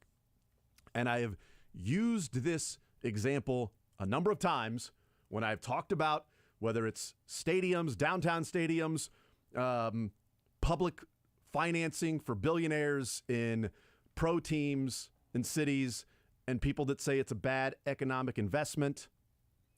I understand the studies that are done when you're looking at specific numbers, and, well, this is the return here on this specific thing, and this is the money that's then put back into the economy by people that are going to these games. And if you look at it specifically from that, the black and white part, yeah, I understand why somebody could say it's a bad deal. But when you add in the other factors of, if you don't then do this, another city will. That's why I call it the pro tax. Another city will. And how do you really view your city? Do you view your city as a pro city? As we view Kansas City, we think we're as good as any city out there. And I loved when John Sherman, when he was introduced as, the newest owner, and saying that Kansas City, we punch above our weight. Because that's the feeling with Kansas Cityans about this city, that we believe there's more respect that should be given than what we feel like maybe is the case. And there's, can be a little inferiority complex that comes along with that. And knowing the position it's in right now, and the point I make a lot is, if Kansas City didn't have the Chiefs or Sporting or the Royals, what would the population be of Kansas City? Like, how big would the city be? Or would people be moving elsewhere? Would people move to Kansas City and stay from other cities? Again, I lived 10 years in a city that at one point had a higher population than Indianapolis and Nashville. And now it's the most populated city without a pro team, is Louisville. Their pro team is University. Well, if you're not from there, and let's say you graduate from Nebraska and you get a job with Yum Brands. It's KFC, it's Taco Bell, it's stationed there. You get a job with Yum Brands and you move there. You're like, oh, this is cool. This is doing this job, and not a fan of this university. They don't play in the conference that my team that I went to Nebraska plays in. There's no pro team here. I guess I could drive to Indianapolis an hour and 45 north. I could drive to Cincinnati an hour and 45 northeast. I could go 2.5 hours south to Nashville. But that's sort of a trip. I'm not just driving 30 minutes to go to a game, right? I'm not just driving 20 minutes to go to a game or whatever and watch, my team play or something like that. And eventually it gets to, well, now I'm going to look for somewhere else to go. I might look for there's nothing keeping me at that spot. And retaining talent is a big freaking deal for cities. And I'm not talking about pro teams retaining athletes. I'm talking about cities retaining business talent so you can keep Fortune 500 companies in the city and they don't go, we can't attract top-level business people to come and work and stay here because there isn't enough to do for someone that's in their mid-20s or raising a family in a city or something like that, right? And I think that's where Kansas City has put themselves in the position that we're in right now. It's because we have the Royals and we have the Chiefs and we have Sporting and we're willing to invest in a brand new, beautiful airport. And we're willing to put in 5 years. We have people in charge that go through 5-6 years of exhaustive work to get World Cup games in a few years. Work behind the scenes to get the draft here in just a couple of months. And that doesn't happen everywhere. It doesn't happen in a lot of different places. I love the concept of Rustin's book, and I can't wait to read it. Just the history and the evolution of the city through the eyes and the prism of sort of sports and how it's grown and developed in population, and really where we're at this point of where there's an opportunity just to continue to take off and grow even more and be even stronger. Yeah, it's a very exciting time in Kansas City. Again, from the airport to the World Cup to the draft to hosting the AFC Championship game on an annual basis for half a decade. That's exactly right. Yes. Which is earned and not given, but was taken. Forgot to mention the Arrowhead Invitational. Right. I mean, every late January. It's at this point it's easy to gloss over because it happens just as often as the Big 12. It's happened more often than the Big 12 tournament, actually, over the last 5 years. If you think about it. Amazing. Wow. How about that? I mean, the Big 12 tournament got started all of those years. Anyway, look, in the modern economics of it all, again, when you talk about tax money going to subsidize billionaires building stadiums and then they get to continue to make ownership decisions around, that's a bad deal, and I don't know how to divorce that from the previous, 50 years, because I don't know, hey, where is this once swinging cow town if there aren't the steps up into legitimacy? I would say that if you start at sports and look at sports as both your prism and your judge of success, you're going to see sports being the answer. Yeah. There are other ways for cities to gain sort of the, market upgrade, if you will, the market promotion, to use a soccer term, is where you kind of climb that ladder of what are the real cities in this country and what are kind of the fringe or the mid-market ones. There are a number of ways you can make those steps, but I do think you can acknowledge that while also acknowledging Kansas City steps came, and hopefully we get a lot more on this from the book, but Kansas City steps came in stride with sporting legitimacy, not sporting Kansas City, but Kansas City sporting legitimacies. And seeing how far that can also continue to propel this city where things like the World Cup, that's one for me that would be really, I'm a bit of a, maybe a bit of a contrarian, at least when it comes to, hey, billionaires, build your own stuff, man. We're all buying your merch. You build your own stuff. I don't need to subsidize that. In a perfect world, that would be great. I would love that to be the case. But we're in a capitalistic world and not a perfect one, so this is where we stand. And it's sort of the price of doing business. It's how it happens, how it goes. But something like the World Cup is something that, again, on a literal international stage, it makes Kansas City an international stage, if you will. Yeah. The pitch at Arrowhead will be a stage for the biggest sporting event in the world. And that is something that didn't go to Cincinnati, even, who has their own pro sports teams, right? I think that there is a tripling down on some of it in Kansas City, where it has both been a major sporting market, it has embraced the major sporting market, we have been really a community that has put so many sporting things at the center of the city's DNA, of the things that we care about, are willing to spend money on. And we've actually seen, and this, not every other city has seen this, and if Kansas City ever tries to help host Olympics, I might go ahead and say, let's not build anything new, because I've read those stories too. But Kansas City is in a place where the investments have been rewarded through the great work of people like Kathy Nelson, like everyone who makes these decisions on a statewide, citywide basis, on both sides of state line even. It's a success story in Kansas City. Thank you to Rustin Dodd in the previous segment. A couple of things that came from that I want to talk about as it relates to the Royals. He's had so much success with the teams that he's been a part of the coaching staff with. I mean, in Cleveland, he was there 4 years. They made the playoffs twice. They played in the World Series in 2016. They lost 3-2. So they, or 4-3, I guess, what it was. That was a 7-game series, right? I think it was. I don't remember. I think they won 3, not only 2. It wasn't 4-2. I think it was 4-3. Regardless, 85, 81, 94, and 102. Those were the wins that the Guardians had when he was there. Tampa Bay, 5 years. They made the playoffs 4. They did play in the 2020 World Series. 90? Six-game series. Oh, it was 4-2. In 2020. Okay. Great.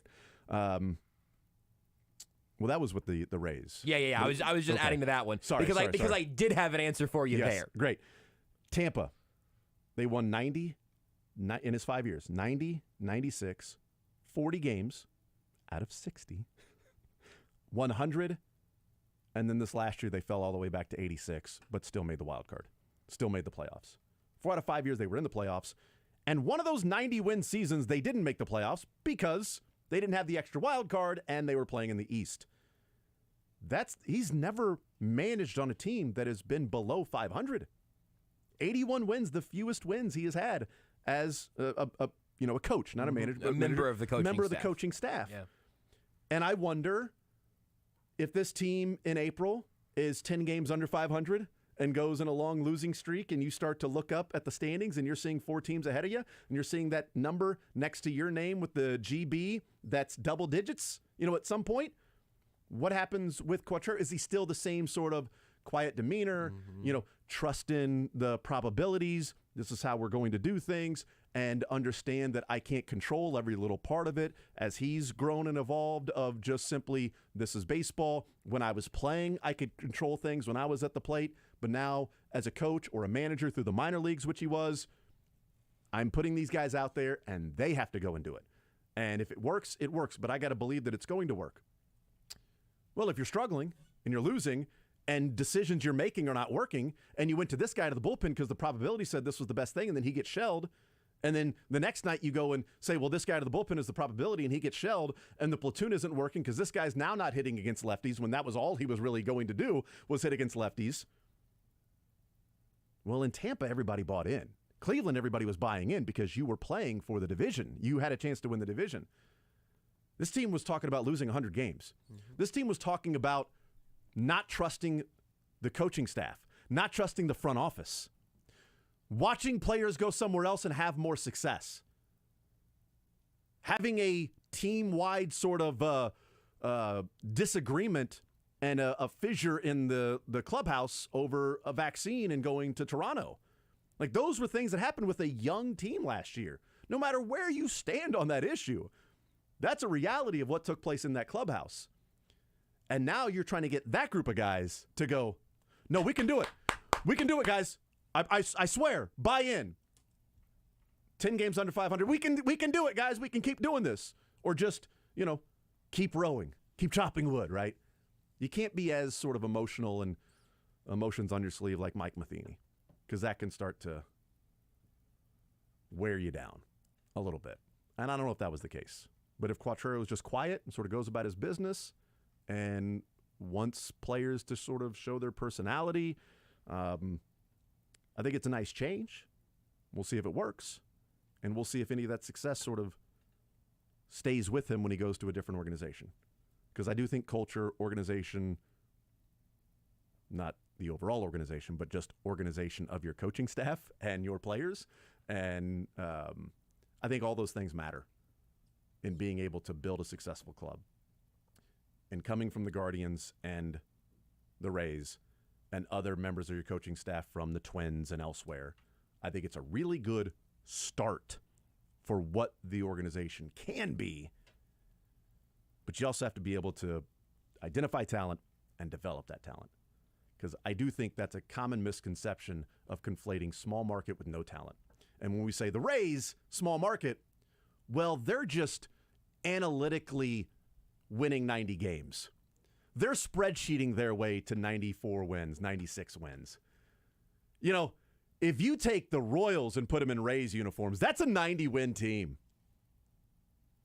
Or they just understand how to identify talent and develop them. and they may use the resources that are there. We'll take a timeout. We'll come back. More Zone next. You're in the zone with Jason Anderson on Sports Radio 810 WHB.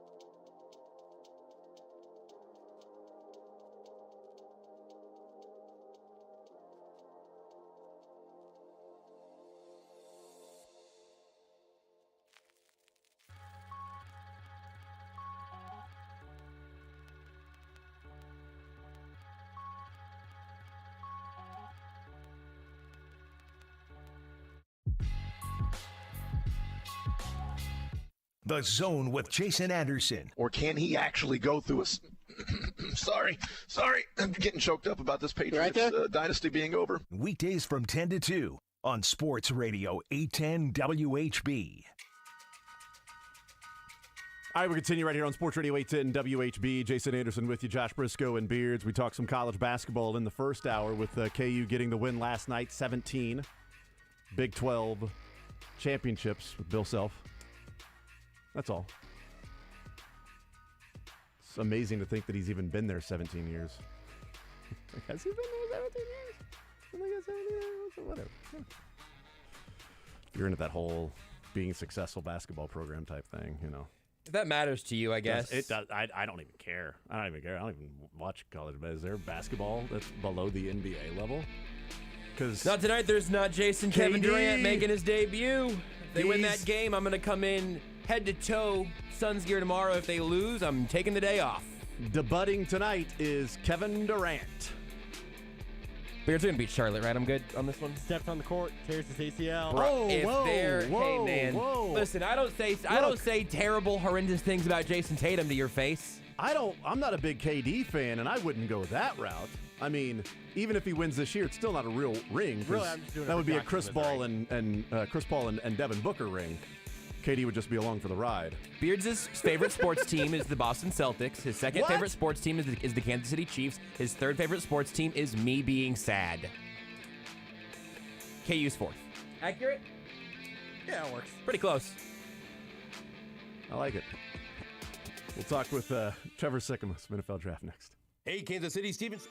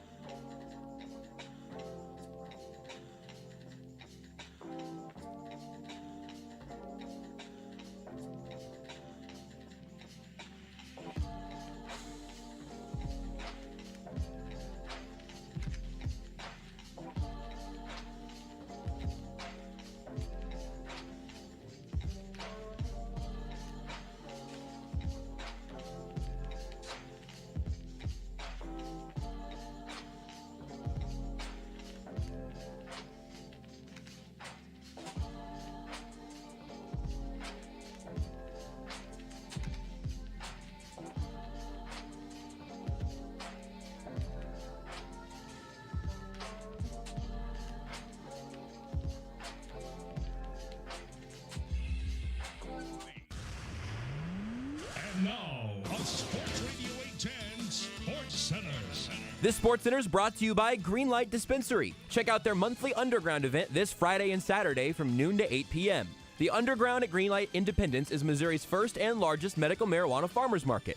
Greenlight Dispensary Independence location at 3721A South Nolan Road, Independence, Missouri 64055. It's been a busy couple of days and will continue being a busy one tonight in local college basketball. Number 3 Kansas won on senior night over Texas Tech last night, 67-63. But tonight the other local schools are in action. Number 11 K-State is a 7.5-point favorite versus OU in Manhattan, with 6 seniors taking part in senior night, including Marquise Noel, Keontae Johnson, and Desi Sills. Mizzou, they're -4 at LSU tonight. The NFL Combine continues rolling on as well. Trevor Sikkema of Pro Football Focus joins us next. I'm Joshua Brisco. This is SportsCenter.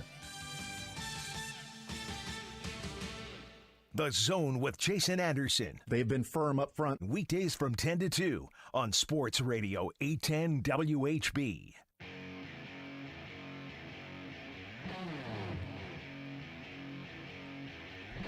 All right, we continue right here on Sports Radio 810 WHB. Jason Anderson with you. Josh Brisco Beards heading up until 2 o'clock. Tons of stuff still to get into. Halfway through the show, which is good. Still got half the show to go. And about 90% of the things we planned on talking about. Still to go. 913-912-4810. Let's talk some NFL draft, some combine with Pro Football Focus's NFL draft analyst Trevor Sikkema. Also, NFL Stock Exchange that does a great job covering the NFL draft on the podcast. It's a really, really good listen. Trevor Sikkema, our guest here in the Zone. Trevor, how are you, sir? I am doing great. Appreciate you guys having me on. Absolutely. Love the podcast. Love following the stuff that you have as well. I do want to start off real quick. Like, as you look at the Combine, and certainly the press conferences going on yesterday, today, and through the week, and on-field workouts tomorrow at like 2 o'clock is like NFL Network. What's the value do you see in the Combine, and what the tangible sort of takeaway and things that teams can glean from this week? Yeah, I think there's 2 ways that you can kind of look at the Combine. You could look at it from a media perspective and a fan perspective, as well as what the teams are here to look at. What we look at in the media is obviously, when we watch a lot of these guys on tape, we see a lot of their athletic ability. Some people are aspiring scouts. Some people love to just cover it in the industry, whether it's having podcasts or shows or just liking to talk about the NFL draft with their friends. They love to find out, okay, just how athletic these guys are. Let's see the real measurables. Let's see how tall these guys are. Let's see how much they weigh. Let's see how fast they can run. Let's see how high they can jump. All those explosive kind of traits that are very fun to just confirm how athletic these guys are compared to not just the other players in their class, but also players of the past, former NFL players, for guys that did make it and guys that didn't. So I think that's very valuable. For NFL teams, they know a lot of that stuff already. They're trained scouts. They've got a trained eye. And so figuring out exactly what those numbers are doesn't mean a ton to the NFL teams. But what does matter most, and every single GM and head coach that I've been around who's been asked this question will tell you the same thing. We're here to find out who these players are. The interviews are by far the most important part now. They only get about 20-ish minutes with these players. So some of the head coaches and GMs referenced it to like speed dating. There's only so many questions you can ask. There's only so much you can figure out. But they're trying to get to know these guys a little bit more, because I say this all the time. You're drafting people as much as you are players. And I think that people kind of forget that aspect of the NFL draft and what goes into these players achieving their athletic ceiling or their potential, whatever you want to call it. So that's the biggest part of the Combine. A lot of people say, it's pointless. It doesn't matter. It definitely matters. It's just you got to understand which parts of it matter. And for the teams, they're just trying to get to know these players as best they can. Is there a position group or, position groups that the measurables can be connected to production, that if you go back and study and say, okay, this player ran this 40 or broad jump or, vertical or cone drill, and these numbers equaled this production in the NFL, and being able to use that is something that you can actually view numbers-wise from the Combine? Or is it just part of an overall bigger story that you're either eliminating guys based on thresholds, or you're maybe moving some guys up based on thresholds and what also the production might have been in college? Yeah, I think from an overall standpoint, like an overarching umbrella, a head coach said this to me one time, and it was kind of funny, but also true. He says, in this game, big people beat up little people, right? I mean, you want the bigger, the stronger, the faster athletes, and that is the thing that you're looking for no matter what the position is. So you want to be able to check these boxes for players, but I think when it comes to these measurables, it's more of the latter of what you're talking about. If a guy does not have as long of arms as you like, are you going to eliminate them off of their draft board because you have certain thresholds of how long of arms you want your offensive tackle to have? The same thing for defensive linemen. Some of these guys have 3-cone thresholds or 10-yard split thresholds for their edge rushers where they say, okay, we're just going to draft any guy who has this kind of a 10-yard split because if he's that explosive, we can figure out the rest, right? So I think that's kind of what it comes down to, and it's so different from team to team. You will see some teams be very hard sticklers for their thresholds that they have established, and you see other teams where they say, hey, this prospect is just so different that we want to be able to figure it out with them. So I think it just varies from team to team. But I do think that for NFL teams specifically, it is more of the latter of you're almost eliminating prospects from the draft board. These general managers like to say that they have their boards finished. Well, I don't mean to say finished, but at least set up by the beginning of February. So by the time they get to the combine, they can then get to this process of narrowing it down, who their types of players are, the guys that they're actually going to target, which would hopefully allow them to have a better feel of when they come on the clock. It's not an overwhelming feeling of look at all of these options we have. They've already narrowed it down. They already know their kinds of guys in this class. The one position that I felt like, maybe just for me personally, I feel like I pay a little bit more attention to when it comes to some of the athletic traits and profiles is the cornerback position that I like, hey, the 40-yard dash, how often are you running the 40-yard dash? Well, typically it's because something really good or bad has happened. So, outside of that, what am I going to get out of the 40-yard dash? But if I'm looking at, stop and start ability and the drills that can tell me that, the vertical jump, the drills that can tell me that, the ability to go side to side and turn your hips and the drills that can tell me that. If I've got a good coaching staff and I've got, good organizational, surrounding, I feel like cornerback is a group that can I take the measurables of maybe size and arm length, and if somebody grades off the charts, and then put them with the right coaches and maximize those measurables, even independent of whatever he may have done in college. Yeah, I mean, it kind of just depends also what your scheme is, like with your corners, Yeah, right? sure. If you are a defensive coordinator who you say, we like our guys to be in man coverage across the board as much as we possibly can. Now, as much as you possibly can might still only be about, say, 40% of the time. I feel like that's what the high end of it would be. But, like, if you are a team that is going to play man coverage more than anything else, you want guys on the line of scrimmage, you want them to play press coverage, you're not going to want to draft short corners. You're not going to want to draft guys who are arm length. You're going to want to draft these guys who are 6'1" and taller, have longer arms, and, of course, still have that ability to swing their hips and accelerate and be able to follow and mirror wide receivers in man coverage. But those are kind of examples with corners where it's becoming a position where wide receiver is so diverse nowadays that also corners aren't necessarily one size fits all, but it just really depends on your defensive coordinator, your head coach, your outlook on how you want to deploy these guys throughout the season, and then just marrying that with your scouting staff and identifying those kinds of players. And whether you establish that saying, hey, we want our guys to have an arm length threshold, or we want our guys to have a 3-cone or a short shuttle threshold because we want them to be able to change direction very well, 40-yard dash stuff because we want them to be able to run in a straight line. They've got to be sideline players, right? Yeah. All that stuff goes into it, and I really just think it comes down to what the defensive coordinator ultimately wants. Visiting with Trevor Sikkema from Pro Football Focus, covers the NFL, NFL Draft, and NFL Stock Exchange with the Draft podcast that's there. Since we're talking defensive backs, one other nugget on this, and we can move on to something different, but are we seeing the evolution now in the defensive backfield and the safeties that I feel like every top-end safety this year is a slot, Is that going to be the theme moving forward, that if you're a top-end safety in the first round, you're essentially going to be a slot guy because, boy, it's everybody you click on was that slot, safety was slot. Is that just the NFL today, and that's what we're going to see moving forward? That's the evolution of that particular position?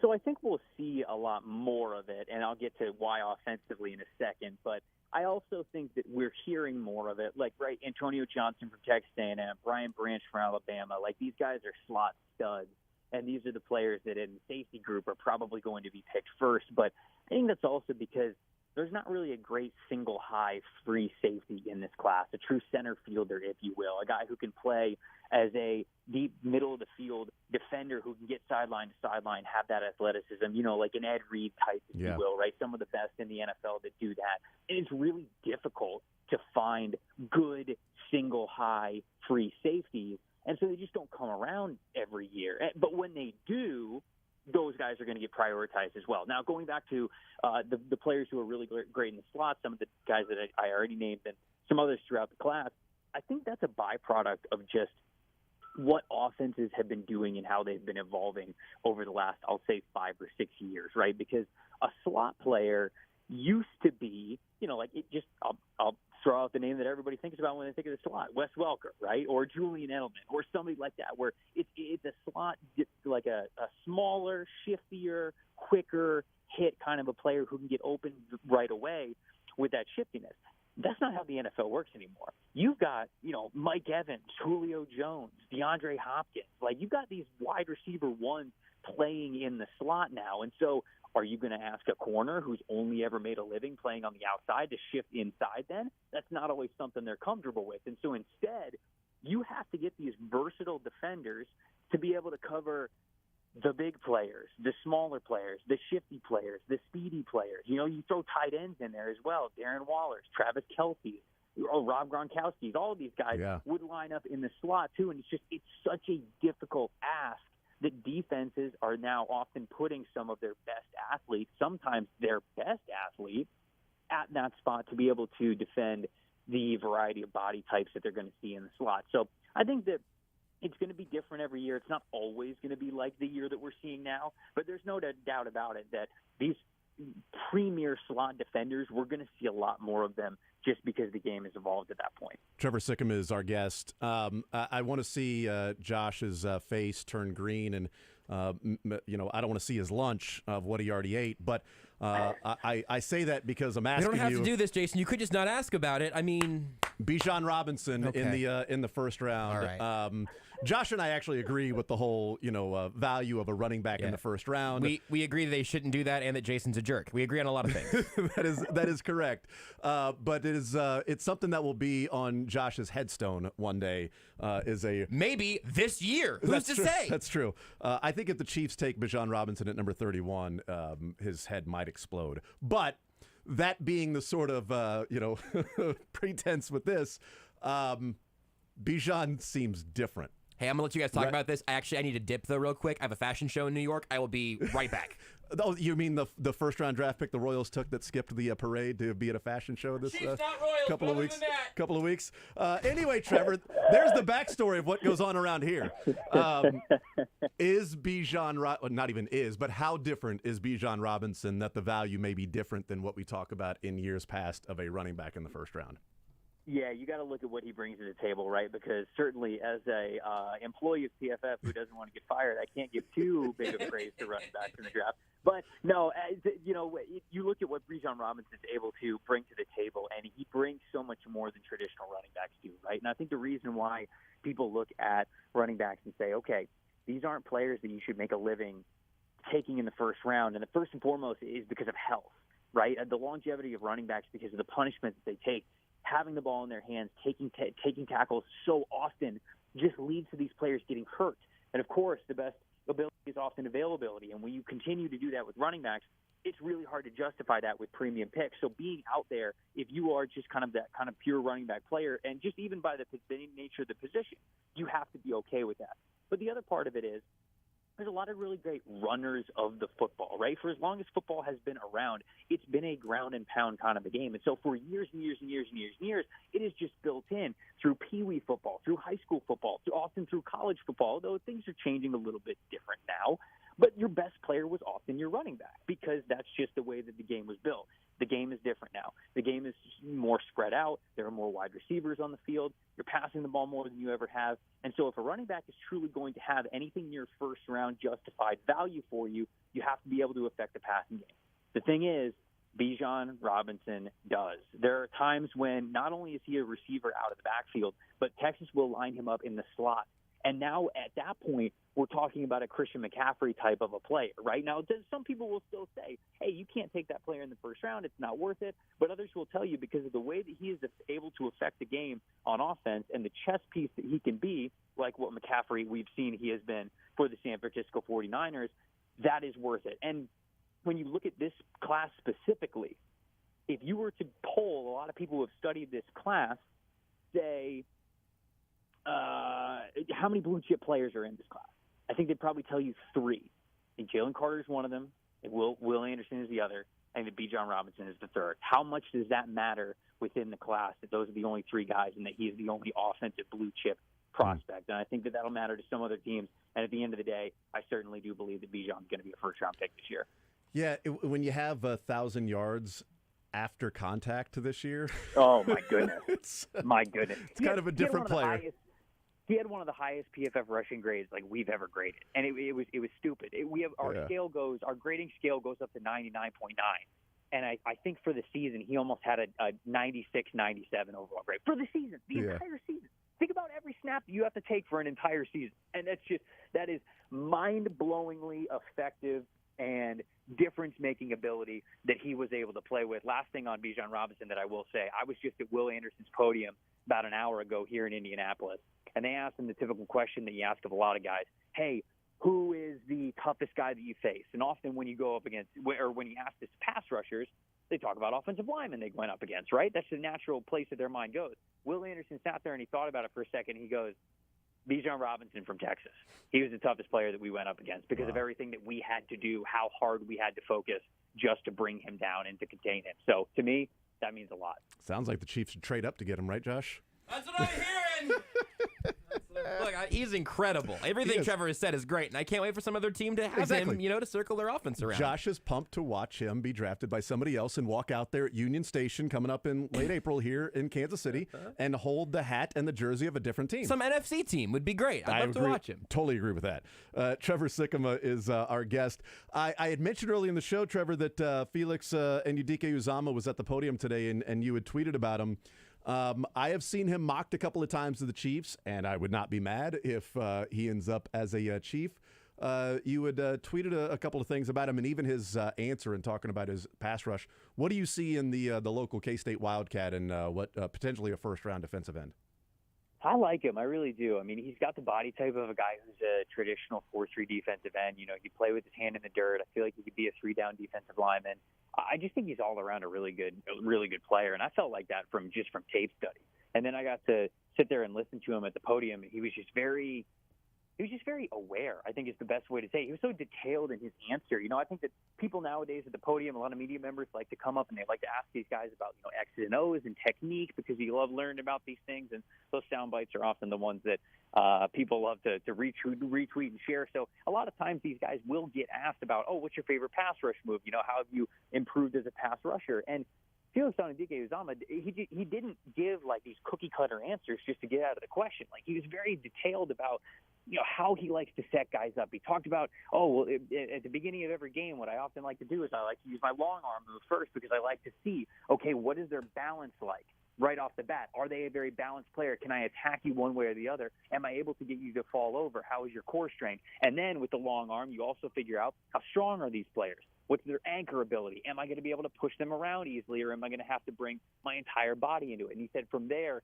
and you craft the pass rush plan throughout the rest of the game to set up moves, to set up counters, and just that's so insightful to me. And that just shows that this guy not only has the ability to do what works, but understands why it works. And I think that's so important when it comes to becoming the pass rusher that any sort of athletic ability gives hints to. And so I already liked him on tape. I really did. I've always kind of felt like he was a fringe first-round prospect, and he's somebody who I would be comfortable with taking to the back end of the first round, definitely. If wherever he ends up, but maybe not even him specifically, just in general, how difficult is it for a pass rusher in college to get to the NFL and have a secondary pass rush move and have a counter to whatever's there? Because as he's talking about that, it kind of seems like, it's an certainly with me under-discussed part of the mind games and the chess match between just NFL players, that when you talk defensive end and tackle, it's not just, he's just trying to beat this guy. Well, he might have set him up from 4 reps earlier or earlier in the game. And to hear that from Felix, just how he sort of goes about it, and it kind of sounds like he's got different counters and different, secondary pass rush moves. How difficult is it to find somebody that maybe already has a couple of those before they hit the NFL? So I think that you'll find plenty of pass rushers that know how to do things differently, like have different moves. But it's really the awareness of when to use them that I think is something that is more important to pay attention to. Like, these guys will be able to list off a handful of different moves because, throughout, let's just take a 4-year college career, right? 4-year college career, you're probably redshirting your freshman year. You're not playing very much your freshman year. You're probably just getting into the weight program. You're putting on probably 10 to 15 extra pounds, whatever it is. If you're a pass rusher, you're just getting stronger. You're growing into your body a little bit more. Sophomore, junior year, maybe you're getting a little bit of playing time, but it's not until you're an upperclassman, maybe that junior, senior year, where you're really getting into tape study of NFL players, guys who do it really well, when the coaches are able to say, like, okay, we don't just have you on the field because we thought you were a good recruit. Like, we need you to become a pass rusher now. They'll learn different moves, but it's those reps and those in-game opportunities to try a certain move, have it succeed, have it fail, learn from it, and then all of a sudden, not only do you have an arsenal of moves that you can go to, that's not the difficult part. Anybody can learn them, especially if you have the athletic ability, that is. It's when to use them. It's knowing situationally how to set people up, and that's why I think the why of Felix's answers mattered so much to me and how it was impressive. Interesting. Trevor Sikkema is our guest. Pro Football Focus, NFL Draft, NFL Stock Exchange podcast that's there. Some just general draft stuff. What's the position of strength this year, and what's maybe a position or two of weakness in this draft? Yeah, I think that overall, I just think that it's a little bit weaker of a class than we've seen over the last couple of years. But I do think that running back is super strong. Shout out, Josh. There you go. You can get one a lot later in the draft. I think that corner is very, very strong. This is a really great cornerback class. There are a ton of great athletes at the cornerback position. So corner is, I think, a big-time strength of this class. At the very top, I think there's a handful of offensive tackles that are great as well. Obviously, like the 4 guys at the top of the quarterback class are the ones that everybody's going to talk about. They're going to bring all the intrigue for it. But, where it's weak, interior defensive line, certainly with the news of what's going on with Jalen Carter. I mean, if Jalen Carter is not really as solidified as a prospect as we once thought that he was at the top of this class, the defensive tackle class gets a lot weaker and a lot less deep than it was before. Interior offensive lines probably not as deep as well. Safety, like we were talking about, traditional safeties, there aren't a ton of those guys. Linebackers a little bit weaker as well. So I would say that the strengths of the class, corner for sure, running back as well. A lot of people like this tight end class. I think it might be a little bit overhyped, but there are still a lot of guys to like in this tight end class.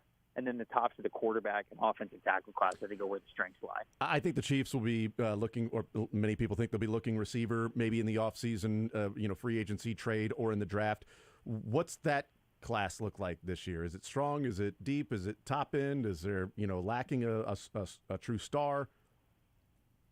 Yeah, I think it is lacking a true star. And there are a handful of players that kind of have really great things that you say about them, and then there's always the but, right? There's always the but this, like Quentin Johnson. I love him. Incredibly athletic, 6'4", 215 pounds, looks like a physical specimen. He's going to test unbelievable here later this week, but he never really had the production that you would expect out of a wide receiver. And he drops the ball a lot, yeah.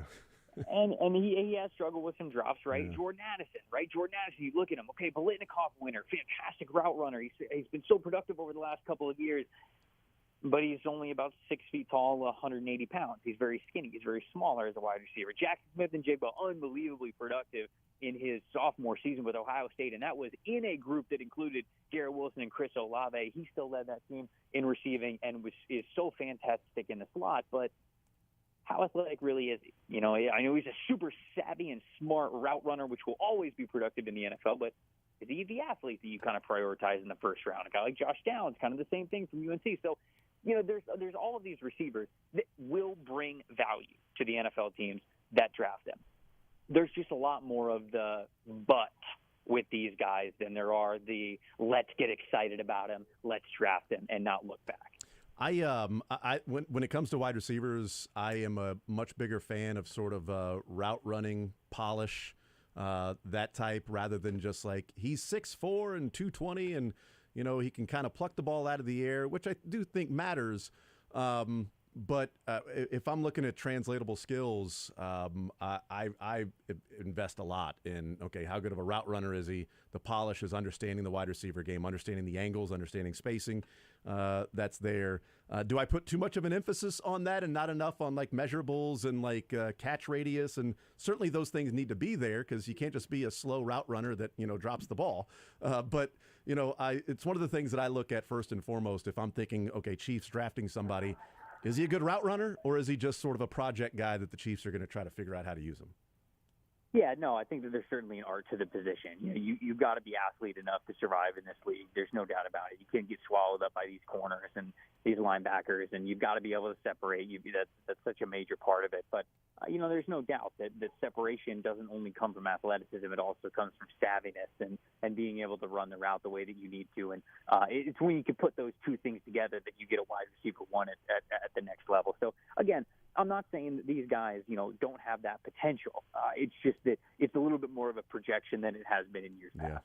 Trevor Sikkema, Pro Football Focus NFL Draft, does a fantastic job. Go check out the podcast as well, the NFL Stock Exchange. Trevor, great stuff. Really appreciate the time, sir, and we'll be reading and certainly listening to all the coverage there from the Combine and as this draft season gets rolling. Thank you so much for the time, man. Really appreciate it. Appreciate you guys anytime. Absolutely. There's Trevor Sikkema. Great stuff, man.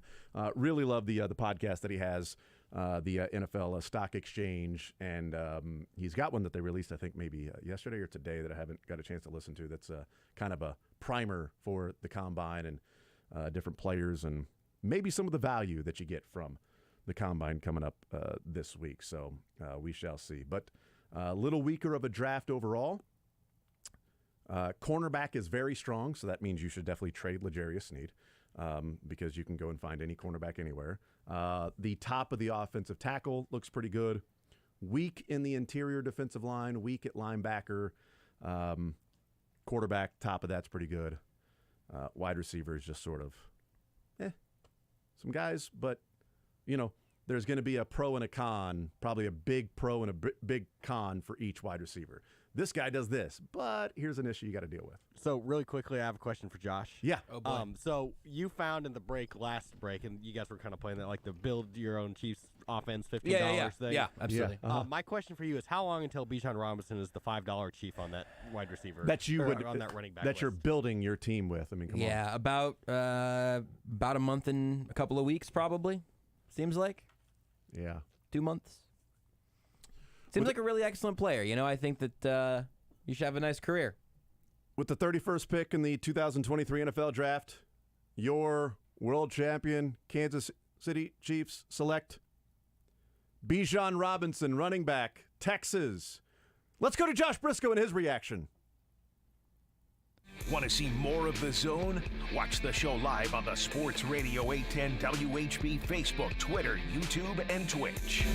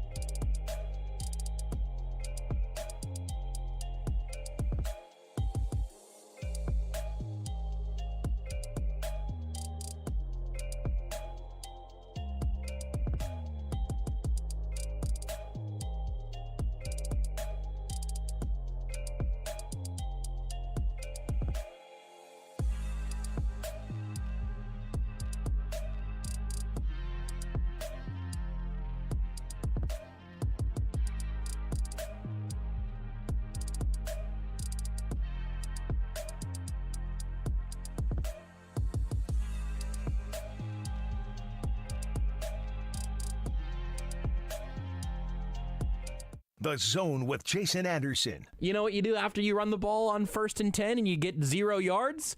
You run that ball again. You establish that run. On Sports Radio 810 WHB.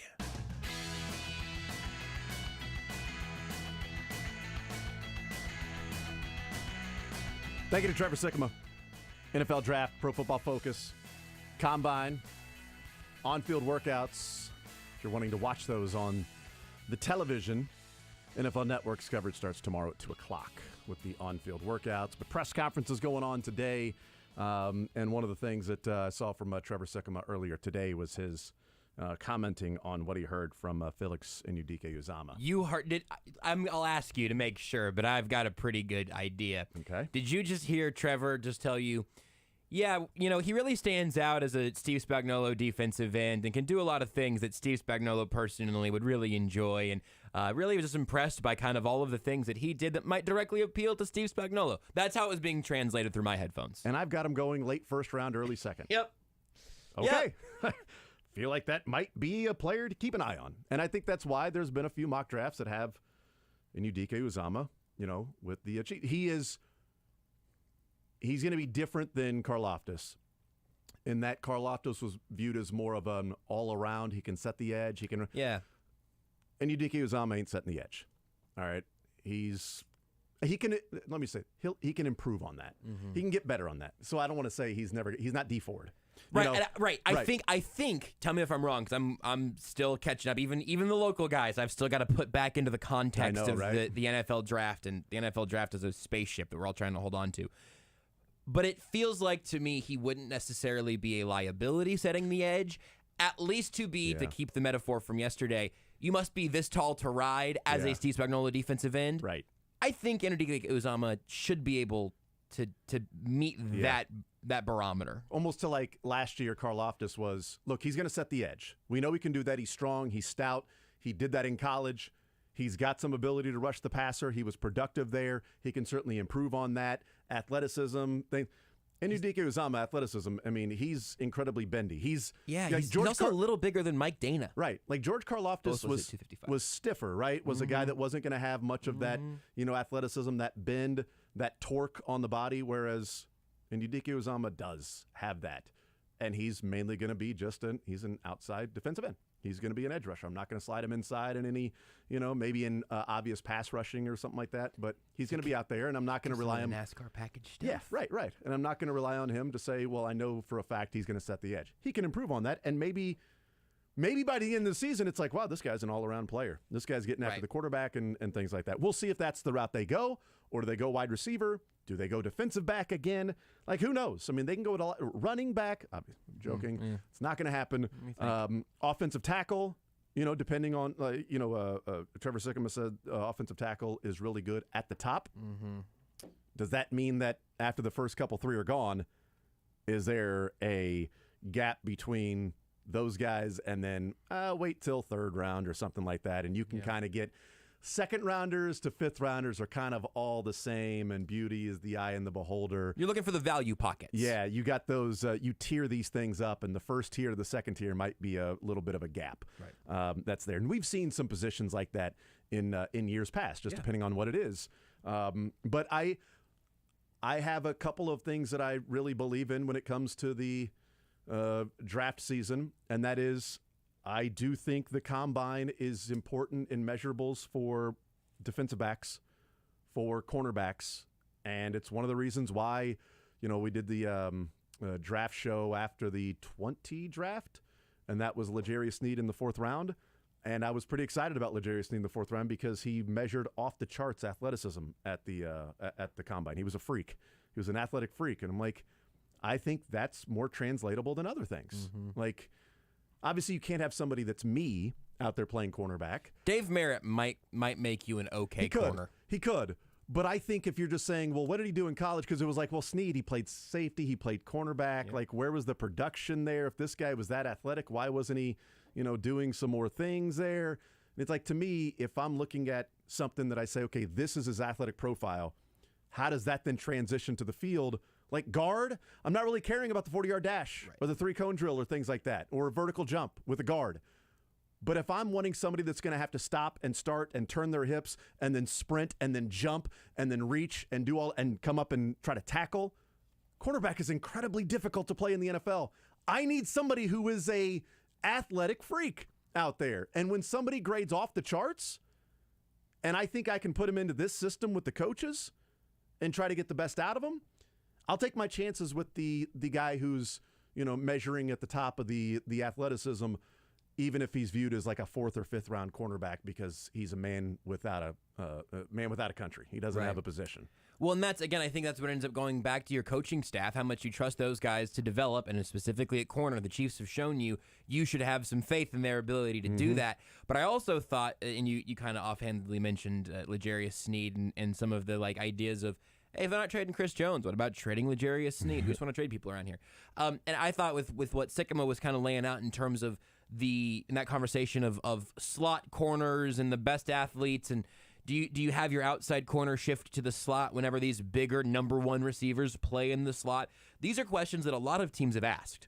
The Chiefs haven't had to ask that question in an incredibly long time, because going back to Kendall Fuller, he was one of the I don't want to say he was one of the first in the league to kind of take on that role, but he was really important in it, going from kind of slot corner to some safety and being able to cover a lot of ground there. But then Tyrann Mathieu was frequently one of the best athletes on the Chiefs defense going into the slot, but especially L'Jarius Sneed. He is that guy. He is playing outside in base, moving into the slot when either asked or required, or especially if there's a matchup you like there.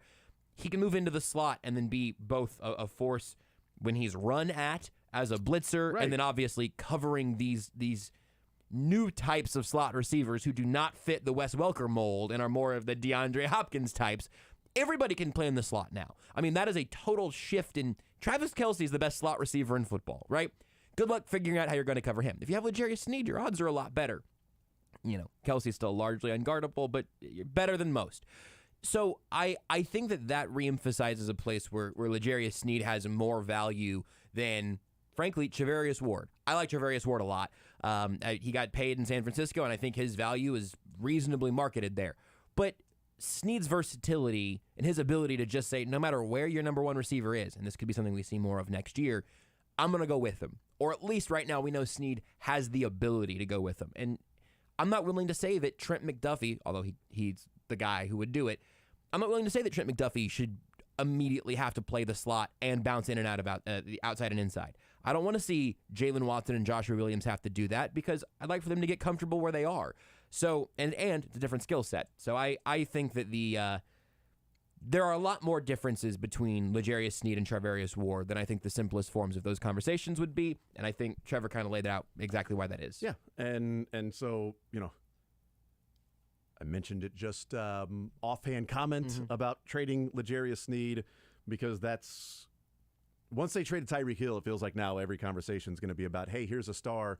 Do you pay him money? Nah, just trade him and continue to gain resources and cap space and maneuverability. And you do want to acquire and maintain those things. There's nothing wrong with that. Got to pick your spots. There's nothing wrong with that. I think L'Jarius Sneed fits what Steve Spagnuolo wants to do to a T. And I think you might make Steve Spagnuolo pretty mad if it's like, hey, you don't have Sneed, but we do have a second round draft pick. Because what are you getting for L'Jarius Sneed? He's not bringing back a first round pick. That's the thing. And if he was, what would be the level that you'd be happy with? Contract notwithstanding. Right. But let's play it out. Let's game it out. The Chiefs trade L'Jarius Sneed this offseason. They get a second round back for him. Mm-hmm. So who knows what they do with that second round draft pick? Right. And you trade him because you don't want to pay him the money, and who knows what the future is going to be. Okay. Yeah. Let's go the other route. You don't trade him. He plays this season. Then you let him walk. And he signs a big deal, and you get a third-round compensation pick. So would you rather trade L'Jarius Sneed this year for a second-rounder, or even if you don't sign him long-term, let him play for the year and then get a third-round comp pick? Or at least to play into the compensatory formula, depending on what the Chiefs bring in and all of that. That is true, but he's going to play in a pretty decent role. Absolutely. So you're not just letting him walk for nothing. You would get something back, and it's a matter of, would you trade a 4th-round draft pick and L'Jarius Sneed for a second-rounder. A year of L'Jarius Sneed for a second-rounder. No. I'll take the year of L'Jarius Sneed and maybe even a 4th-round comp pick as opposed to a second-rounder, and we'll see what he ends up doing because I'll take my chances with one more year of L'Jarius Sneed on this defense. It's the same thing as if you go back 2 years ago and say, well, if you trade Chris Jones, you give yourself all this flexibility and maneuverability, and do you want to pay all this money, a second contract for this defensive tackle? Is this the smart move?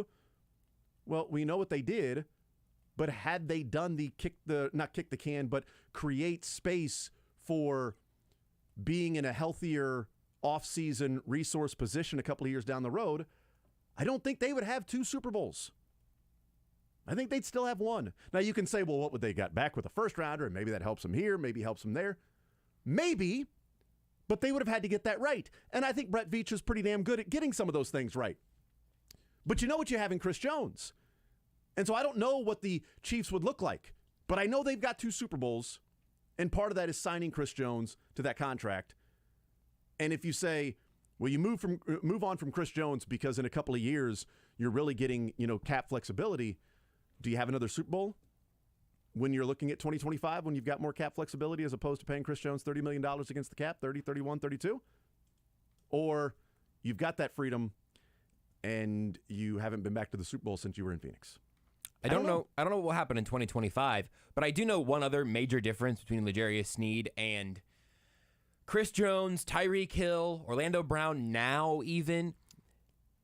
L'Jarius Sneed is on the last year of his rookie deal. Mm-hmm. This is not the conversation we're having about Chris Jones or even with Hill, who had already gotten an extension. That's true. Which means that L'Jarius Sneed is even more valuable this year than those other guys would be because this year his cap hit is $3 million. It's not just trading L'Jarius Sneed and bring some. If you trade Trent, let me see here. Trent McDuffie's cap hit this year is a little over 3. So Trent McDuffie in year 2 as a first-round pick is making a little more money than L'Jarius Sneed is right now. If you trade L'Jarius Sneed and you get a first-round pick, maybe you trade up for a first-round pick, that guy's salary is going to be pretty much the same, as opposed to trading away Tyreek Hill and look at all these rookie contracts you're bringing in instead in that return. So just another spot where these are all apples and oranges and for sure, corns and carrots, and we just got a bunch of produce here. These are not all apples. But you make sure you clean the produce before you actually start cooking with it. Definitely do clean the produce. That's the first thing to tell you when they're talking about these different recipes. All right, let's take a timeout. We'll come back, and wide receiver could be something the Chiefs want. And I talked about it with Trevor Sikkema there about, I may be a little too strong in my belief that, is he a good route runner? No. I'm moving on. Find me another wide receiver that I'm going to take in the draft. And some of that is, you need to have projectability. Kadarius Toney as a draft pick in the first round was not viewed as like this guy's going to be, just a fluid route runner. But that's not what the Chiefs needed him to be when they traded for him. They didn't trade for a guy who's a fluid route runner. But if I'm spending a first-round draft pick on somebody, I want the guy to have a clue as to gaining separation, because if he's not doing it in college, I'm not sure how he's going to do it in the NFL. I want to look at a few names and see how that would relate to just that in general thought process for when we start looking at, hey, who are names that you like and don't like? We'll also get into a little more Royals. We talked some college basketball today. We'll continue to do that with Mizzou and K-State in action tonight. Texas and TCU in action tonight. If TCU wins, then KU wins the Big 12 outright without even having to win on Saturday against Texas.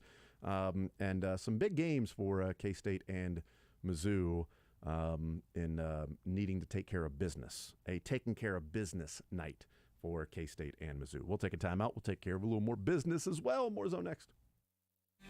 Follow the show on Twitter at J810Anderson, at JB Brisco, at Beards McFly, and at Sports Radio 810.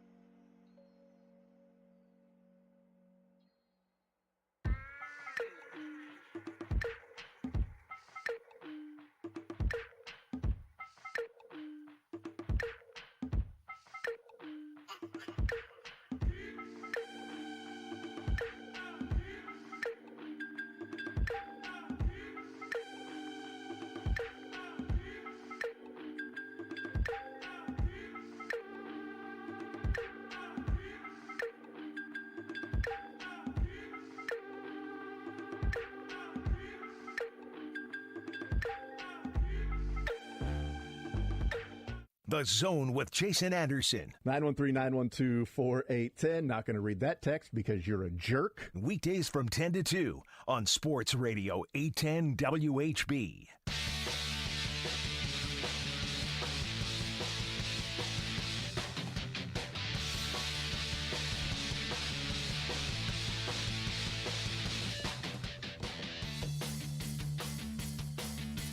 All right, we continue right here on Sports Radio 810 WHB. Talked with Rustin Dodd in the 11 o'clock hour. Thank you to him joining us, talking some baseball, Matt Quattrero, Royals, etc. Trevor Sikkema earlier this hour, talking some NFL draft, and just different positions, things like that, and combine, and all of those fun things as it is going on this week. Also, the wide receiver group prospect, kind of just meh compared to years past. Like, there's an expectation, certainly from me, that every single year we're going to get some high-level receivers that are going to go into the NFL because of the seasoning, the practicing, the offenses that are being run in high school and college. Now you're getting more refined wide receivers that enter the NFL. This year doesn't have that high-end, quote-unquote, like that star power we've seen in the past.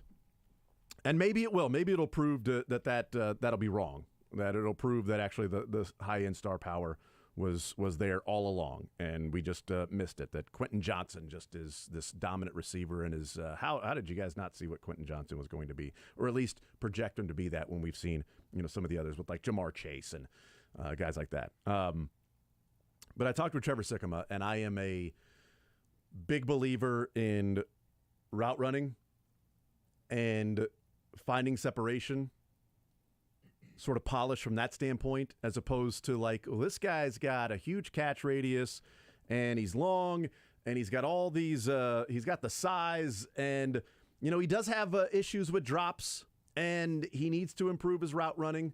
So some of that you can say, well, great, then that can be coached. Certainly. But if I go back the last couple of years and I give you the superlatives of the best route runners in the draft, last year, the two best route runners in the draft were Chris Olave and Garrett Wilson. They had pretty good years. Offensive Rookie of the Year, and Chris Olave, who was one of the best, wide receivers, certainly from fantasy standpoint too, he was pretty damn good. 2021, Devontae Smith and Amon-Ra St. Brown.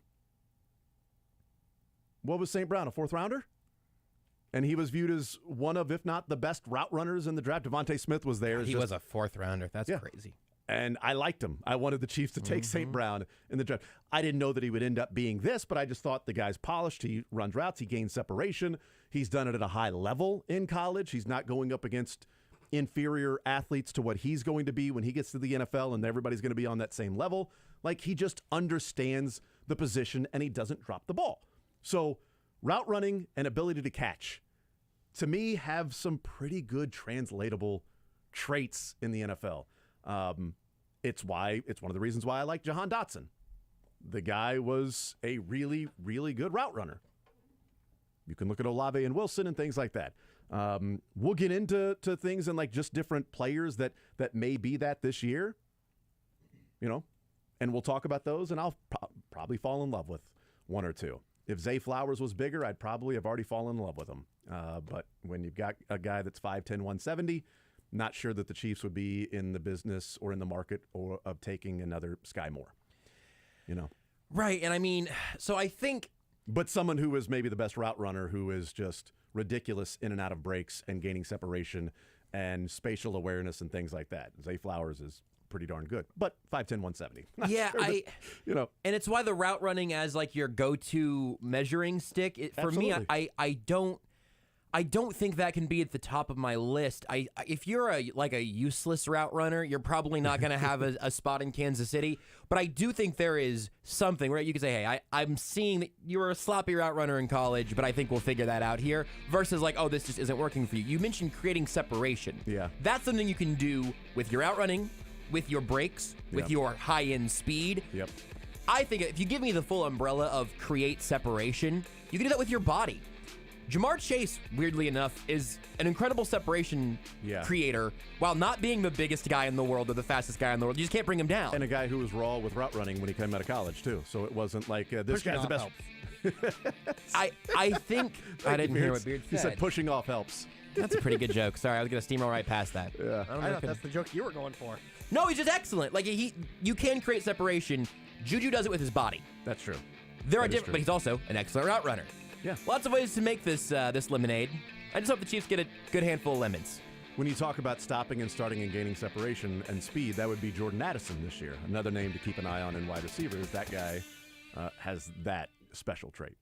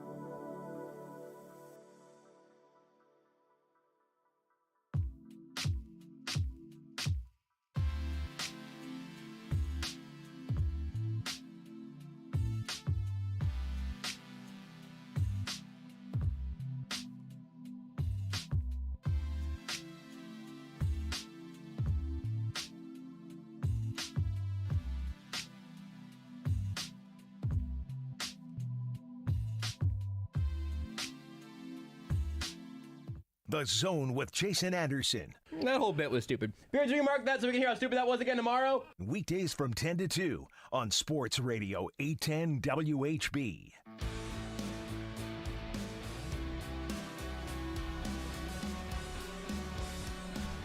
All right, we continue right here on Sports Radio 810 WHB. Jason Anderson with you, Josh Brisco and Beards. We had up until 2 o'clock. You know, coming up tonight at 6 o'clock, it's the debut of the Marco Marquez Show. Thank you for giving it the name it deserves. With guests Garrick Dieter and Anthony Sherman. No, it's the Dieter Sherman Show with Marco Marquez. Or it's the Garrick Dieter Anthony Sherman, or it's the Deet to Sidge. I'm calling it Sausage Deets with Marco Marquez. Okay. Boom. That's the new one for today. Okay. I've been workshopping them with Marco yesterday, and he didn't like any of my ideas. But Sausage Deets with Marco Marquez. I'm writing that on the sheet. If Garrick's last name was not pronounced Dieter, but was pronounced Dieter, you could say Diet Sausage. That's what we were working with yesterday, Marquez. but I want Garrick to feel like he's getting a proper. I don't want to flip around letters in his name, you know. Right. So I left Diet on the table, as I frequently do. We wouldn't move around letters. We would just chop off the ER and just leave it Diet. Yeah, because then it completely changes the pronunciation. Yeah, I just don't. That's right. It feels like it takes it away from his actual name. Yeah, so, that's true. Yeah. I'm gonna go ahead and say Sausage Deets with a Z though. That's fine. I'll let Garrick decide if that's cool with him. But Sausage Deets with Marco Marquez debuts tonight at 6. That's gotta be. If a sponsor agrees that should be the name, I think we're good then, right? Absolutely. And you also get like a finder's fee. I would love that. Oh God, I'll tell you what, man. If I got like a nickel every time that I came up with a great show name for somebody else, I'd have a few nickels probably. It wouldn't be a lot of money, but 15 cents, I might be able to get a quarter out of it. It's happened a few times. You know what? ROI, that's what it's about. It's real talent. DM me on Twitter and I'll give you a name for your podcast. Yes, but tonight... My handle is at J810Anderson. Garrick Dieter and DMs are totally open. They're not. Garrick Dieter, you close Anthony your Sherman, DMs? Not a man of the people. I mean, if we follow each other and DM me, that's fine. Wow. Garrick Dieter, Anthony Sherman Show with Marco Marquez tonight, debuting 6 o'clock, and then Sports Night with Jack Johnson live from Hollywood Casino tonight at 7 o'clock. So. I'm just calling the Marco Marquez Show featuring Garrick Dieter and Richard Sherman. That's absolutely right. Sherman. No, it's Richard Sherman's there too. Crazy. And Richard Seymour. That's incredible. Lou Gehrig. That seems like a typo. Lou Gehrig and Richard Sherman with Marco Marquez. Write down Lou Gehrig Dieter for the pun name game now. Have I done that one yet? I can't believe you've never done that. Me before. neither. I wrote one down yesterday that's a lot dumber that I didn't reveal on the show, so I'm gonna have to make tomorrow then. Yeah, I'm gonna have to make Lou Gehrig Dieter stay down the list until a week or two's gone by. Do you leave the pun name game into the hands of Mick Schaefer, who will be hanging out with us tomorrow at 1 o'clock during Sports I will give him all of leisure if he wants. I mean, I'm happy to sit here and just make fun of his puns. It'll be a nice change. Well, he has to then come in with his own puns that follow the specific and strict rules that he has, in which yours kind of color outside the lines. Yeah, look, and I've always been, a disruptor in the hashtag industry. Boy, I'm all about flipping the game on its head, and sometimes there's some people like Mick Schaefer who are too scared to understand that. Rabble rouser when it comes to pun name game. I wrote down Lou Dieter just now, by the way, in my Google Doc, so I'm doing pretty good over here. You've already got it wrong. Ooh, you were saying Lou Gehrig Dieter. We were looking for Lou Dieter Gehrig. I'll tell you what. In that instance, Mick can go ahead and rain down his judgment. But tomorrow, I'm hoping he comes in with a category of his own at least. So I appreciate that Matt Quetcher and the Royals coaching staff are investing and buying in more to the analytics and to the technology and how to utilize those things and presenting them to the players. That is good because we've all felt like that's been lacking for the Royals for a couple of years. I absolutely appreciate the Chiefs front office and coaching staff because, 2 out of 4 Super Bowls, pretty damn good, and in a position to where they're kind of healthy when they head into the offseason, healthy as in resources and ability to go out and maneuver and improve the team. I bring those up because Titans' new GM, Ron Carthon, was at the podium yesterday at the Combine. And I don't know if this is because he feels like this is what's supposed to be said as far as like maybe the Titans organization. It is actually Ran Carthon, by the way. That is was it not Ran a typo. Carthon? It's his nickname, but yeah, he was Ran is his for a little nickname? bit. Yeah, his name is Arendrick Cornell, quote, Ran Carthon. So Arendrick Cornell Carthon was ACC. AKC. American Kennel Club. We got it figured This out. GM right here, he's for the dogs. You hear this clip and you'll agree. So I think he's barking up the wrong tree. Gary Dieter, Anthony Sherman will have a show tonight at 6 o'clock with Marco Marquez. Anyway, Rand Carthon, the GM of the Tennessee Titans, weighs in on how you build an offense and a team and really what it takes to be successful in the NFL. I've always said, and it's my own personal philosophy, it's cute, it's sexy to play Golden State Warriors football in September and October when the weather's good, but the teams that are playing in January and into February are teams that play tough defense and teams that are able to run the ball, and so you got to be able to do those things. If you are playing in January and into February, if you are not playing tough defense and running the football, you're not playing. Well, I mean, the Bucs were terrible at running the ball this year. I mean, checkmate. That is indisputable. There are so many things to dissect here, and not all of them are just spinning windmill dunks. Like, right, this isn't going to be a full segment of Mac McClung all over this dude. There is some nuance to the whole but thing. The famously choking, underachieving Golden State Warriors is so funny to me.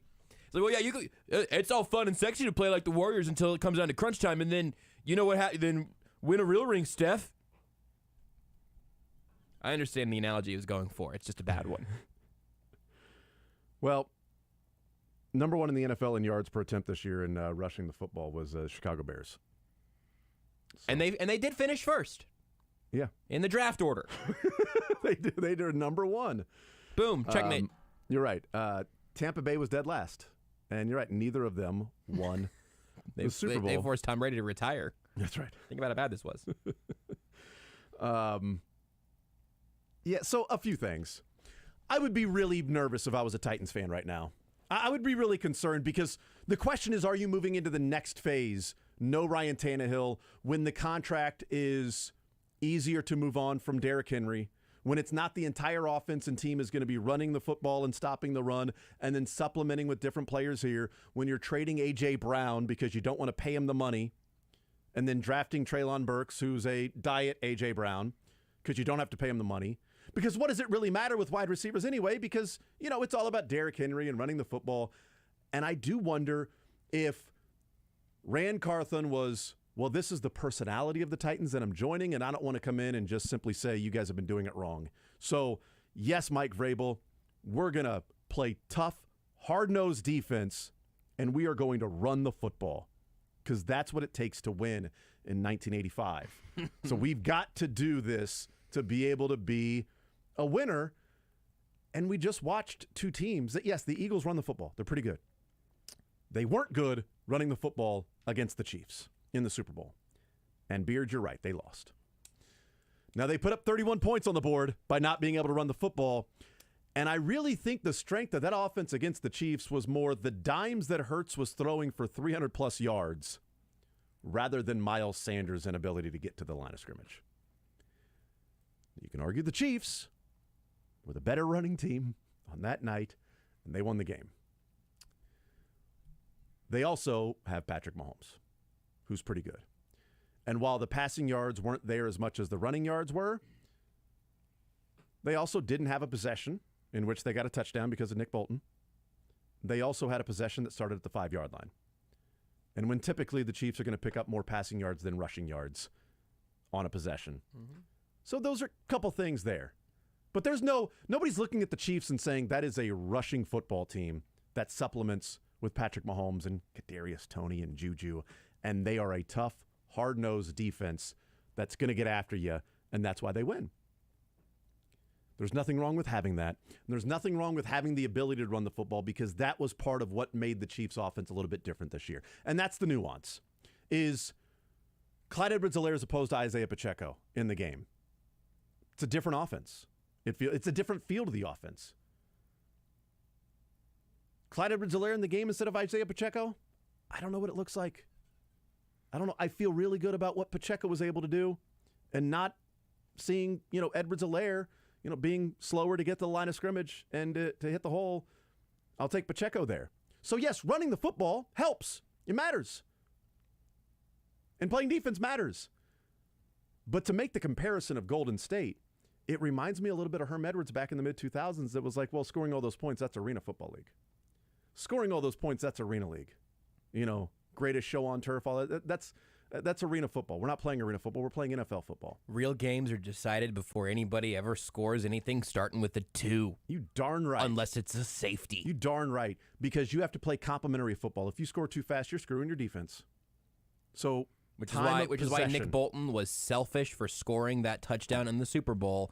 He should have taken a knee like Jerick McKinnon would later on so they could give the defense a break. Kadarius Toney, selfish while also not selfish.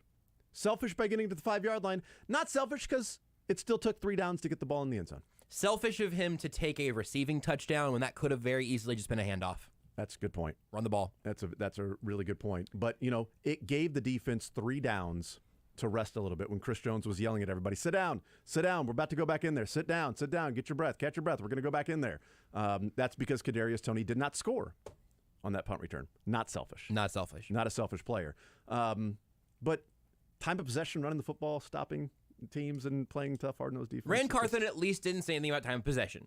And that's what he meant, though. I inferred it feels like that's what he meant. I heard time of possession. When you say that as something that matters, I do begin to just my respect balloon just starts to lose air because, like, I don't think I'm the greatest mind in the history of football ever. Man, I disagree with that. Top 5 for sure. I mean, we can agree on that. But like, even I have empirically understood that time of possession is not a predictive stat. That's not the point. So I think there are layers, like you've touched on several of them already, layers to that clip. One is just like, wow, comparing, I mean, the Warriors thing is hilarious just because it's a bad analogy. And then when you're here communicating on behalf of an organization, that's part of the job. Don't communicate comparing yourself to the Warriors as a negative thing. That seems bad. But the little bit of nuance, the little bit of tweaking is, and again, this came through in the Super Bowl. The Chiefs' run defense against specifically the Eagles' running backs was excellent, really successful in a matchup that we thought certainly leaned Eagles with the offensive line versus the Chiefs' D-line, the overall success of the Eagles' running game, the ability to stretch in a number of directions because you also have the quarterback who can take your attention. Being able to smartly run the ball when it makes sense and when you have a chance to maybe have a little bit of a matchup or a numbers advantage, being able to smartly run the football totally matters. That's a part of the sport. And playing at least competent defense absolutely matters. It increases your chances of your offense being successful, or of your team being successful on the back of your offense tremendously. I'd much rather have a great defense than a crappy defense. I'd much rather have a good defense than a below average one. But when I say, yeah, it matters that you can run the football when you should, and that you can and will play competent defense when needed, that is not actually what play defense and grind out the game is actually about. And it specifically jumps out to me with it being the Titans, who just had a change at GM where this has been their DNA. Right. Their DNA has been run the damn ball hats. It has been give it to Derrick Henry and we'll get there. You know, just Ryan Tannehill's fine. And you saw the ceiling of that. The Chiefs were never going to get beat by Derrick Henry in that playoff game. The AFC Championship game, that was never actually the path. The scary stuff was when Ryan Tannehill did find A.J. Brown. That's when you start to put a defense on its heels legitimately. And again, there's value to running the football, and the running game matters, even though individual running backs very rarely do in the grander scheme of things. This clip in particular just makes me feel like that message has not made it into the methodology of NFL front offices as much as I thought it would have by now. Let me give you a local comparison. J.J. Piccolo takes over for Dayton Moore, hires Matt Quattrero, and they talk about, I mean, yeah, the stats and everything are fine, but baseball's not won on a spreadsheet. You got to go out there and you got to understand what's in the chest of a player to really get an idea of what he's going to do out there on the field. You really want a starter who's going to go out there and impose their will. Yeah, I mean, look, we can look at stats all day, and you can have paralysis by analysis, but this is baseball. We're not playing a video game here. All right, we're going out there and playing baseball with real people that have real emotions. Which is true, by the way. That's all true. Exactly. But I don't want to hear tone matters. But I don't want to hear that in a press conference of like, we're not playing this game on a spreadsheet. No. I'm perfectly fine hearing at a press conference of No, analytics matters. It's a big part of it. Does it shape every decision? No. We want as much information as possible. We want as much information as possible, and then we can make decisions based on, because that's really what analytics are. It's just a matter of gathering as much data as you can to help you inform decisions that, have some historical precedents to it, that also have nuance when you say, well, you should do this on this particular play because the historical number spits out this. Okay, cool. And how many of those historical numbers have number 15 at quarterback? Well, there you go. That just throws just peeing in somebody's Cheerio. Like it's a fly in the soup. It's just different now because number 15 can erase some of those things that are there. It would feel like Quattrero and JJ Picollo kind of just not full on, but sort of dismissing like the analytics of it and just being like, no, there are so many ways that we're going to go about this. Analytics, yeah, I mean, we've got that, the R&D. Sort of like the feel we've had the last 5, 6, 7 years when it comes to looking at other teams and how they're doing it and saying, well, why aren't the Royals going down this route? Yes, they have people on staff, but just having somebody on staff doesn't necessarily mean they're doing anything that can help you benefit, that you take advantage of that. And then Quattrero and JJ Picollo get up there and start talking about the analytics, start talking about what was going on before or what's going to be different now, not throwing anybody under the bus previously or all of that stuff, but this is what's happening now. And to me, that's sort of what it has to feel like if that GM gets up there and you've got this entire organizational feel of it's built off toughness and playing hard-nosed defense and smash mouth running the football down your throat. And that's the personality trait that has got you to the playoffs a number of years, got you to an AFC championship game and a 10-point lead, got you to a divisional round and a number 1 seed, and then got you out of the playoffs. Quarterback issues throughout the year and injuries and all of that stuff. That absolutely matters. But this would be the time to reassess, right? This would be the time to reestablish what the goal is and how you're going to go about attacking that. Not to just step in and go, no, we're going to keep doing the same thing that has got us no trips to the Super Bowl and 1 year, which was awesome, that we made a run through the playoffs and lost to a superior quarterback, even though we had a 10-point lead with a defense that was going to stuff you and a running game that was just going to wear you down. We had a 10-point lead and ended up losing by double digits. And this is true for the Royals in baseball. It's true for the Titans in football. Across the board, a shift in direction or a change in logic is not a sufficient path to take to totally overhaul and turn negative results into positive ones. But I do think it's necessary. It is very tough to have an unsuccessful program that is making sweeping changes and then for the new administration to come in and sounding like the old administration. Again, that's vague enough to be true for both the Royals and the Titans in these examples. It's also true that I don't think there is any press conference that could single-handedly make me buy stock in a team. But there are press conferences that could make me lose and sell it. I would have sold some probably off the press conference of Nick Sirianni in his debut, and I would have been wrong on that one, right? Point, yep. But that was about like his comfort level and him having some weird energy. Jonathan Gannon in Arizona, he didn't even get, not even the press conference, just the team tweeted video had me selling Jonathan Gannon stock, right? Pew pew, firework hands. What about C.J. Gardner-Johnson and his tweet? What was C.J. Gardner-Johnson's tweet? Oh, you didn't see his tweet? About Jonathan Gannon? Yeah, that was deleted. No, I don't think so. Well, that's exciting. I'm looking forward to that. The tweet that said a clip of Jonathan Gannon at the podium that said Jonathan Gannon on what went wrong in the second half in the Super Bowl, and then C.J. Gardner-Johnson quote tweets that, has since deleted, and said, "You ain't put us in position to make plays." That's not encouraging if you're a Cardinals fan. The hands up, shrug emoji. The shrug emoji with that. Since been deleted. Yeah, not ideal. C.J. Gardner-Johnson has thoughts on what went wrong in the second half without even needing to hear what Jonathan Gannon had to say. So, to your point, selling some stock on some press conferences. Right, and there are multiple ways to win a World Series, to win a Super Bowl, to improve the overall fate and status of your roster, your organization.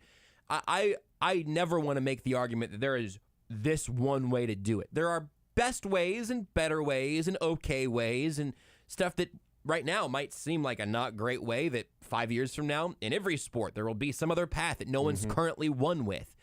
But it is really tough for anybody to get to a podium and say, the way we're going to do it is the way that it was done successfully like 30 years ago and really hasn't been done successfully, certainly in the last decade, and we think that's where we're going to start. It's a tough sell. Including the team that I'm taking over. Right. That has tried to do that. Let's take a timeout. We'll come back. Brett Veach weighed in on Frank Clark, and I want to play the clip because it also gives us kind of a primer of what the next couple of weeks will look like, because the Chiefs have to make decisions in how they get under the salary cap, because the expectation is that they're going to franchise tag Orlando Brown. So we'll hear from Brett Veach talking about Frank Clark. And then also Pro Football Focus put out their study in January of the teams that had the healthiest sort of resource rankings for the offseason and where the Chiefs come in relation to the other playoff teams and certainly AFC teams when we talk about cap hell and what can the Chiefs do, and you got to trade this guy and that guy because you've got to find these different resources. Okay, well, a little bit like KU national championship contender compared to last year's KU team, as opposed to just looking at what this year is, viewing the Chiefs and going, you got to make these moves because you need to be able to do this and this and this. Well, let's also look at the rest of the NFL and what they're dealing with, the teams that are on par, or the peers, I should say, of the Chiefs, and what their off-season will look like. We'll do all that coming up in the last, 40 minutes of the show or so on this Wednesday edition of The Zone at Sports Radio 810 WHB. Follow the show on Twitter at J810Anderson, at JB Brisco, at Beards McFly, and at Sports Radio 810.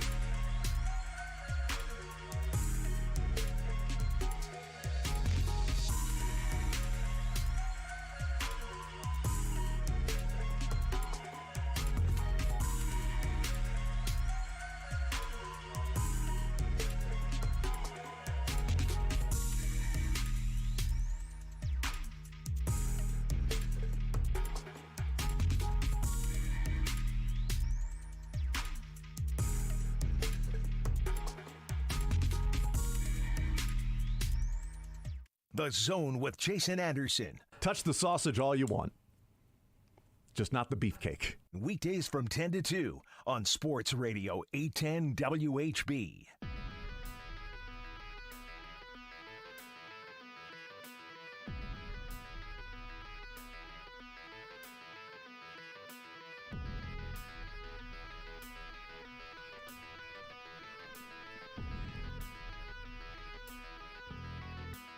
All right, we continue right here on Sports Radio 810 WHB.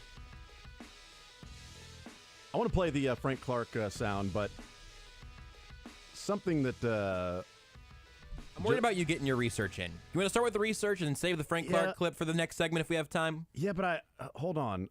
This just came down like 20 minutes ago, and it's kind of interesting. Okay. The NFL Players Association has released their team report cards. They surveyed 1,300 players, did the NFLPA, and the 1,300 players sent back their team report cards. They write here, NFLPA.com if you want to go and look at this. It's on the front page. It says, one of our core jobs as a union is to improve the overall working conditions for our players, which includes the daily experience of players at the team facilities away from the lights and the cameras. 1,300 of our players provided information to share with one another about their current club to not only help them make important career decisions, but also help raise standards across the league. Our goals were to highlight positive clubs, identify areas that could use improvement, and highlight best practices and standards. So they go through all of these different categories, which is treatment of families, nutrition, weight room, strength staff, training staff, locker room, and travel. And then they give grades, A all the way to D-. All the way to F. There are a couple Fs. There are a couple of Fs, okay. There are a couple of F-minuses, actually. The players were only answering questions about their 2022 employer. So this is not, well, when I was over at this club or whatever. This is about specifically the 2022 employer. Treatment of families. The Kansas City Chiefs get a B. A B is sort of middle of the pack because here are all the teams in front of them. The Cowboys get an A+, Vikings A, Panthers A, Bills A-, Saints B+, Texans B+, Packers B+, 49ers B+, Giants B+, Seahawks B+, Colts B+, and then Raiders, Lions, Falcons, Chiefs are tied for the B grade in treatment of families. What about nutrition? This would be meals and supplements and things available to the players. The Chiefs receive a D+. The Bengals receive an F-. The Cardinals received an F-. The Saints received an F-. The Chargers received an F in nutrition. Now, one of the things that's written here by Jonathan Jones at CBS talking about this is the Bengals. They write here, the Bengals, for example, were the only team to not provide supplements for their players. Their cafeteria is locked on their day off, even when players are asked to come in to work out. So some guys think this is normal. This is what it is. And those are the little quality of life things that really puts into perspective what decisions your team is making when given the option to do something for you. Part of this is also, hey, prospective free agents, things like that. This is what goes on. This is what the NFLPA is wanting to do to give more informed decisions for players that now head into the offseason as free agents. Weight room. The Kansas City Chiefs are graded as a C+. Cowboys, Dolphins, Raiders, Bills, all A+. Packers, Vikings, Texans, Bears, all A. Eagles, 49ers, Seahawks, Saints, all A-. Chiefs with a C+. Strength staff. The Chiefs grade out as an A-. A lot of A's here. Cowboys, Dolphins, Raiders, Bills, Vikings, Eagles, Commanders, Rams, and Browns all have an A+. A bunch of others with an A.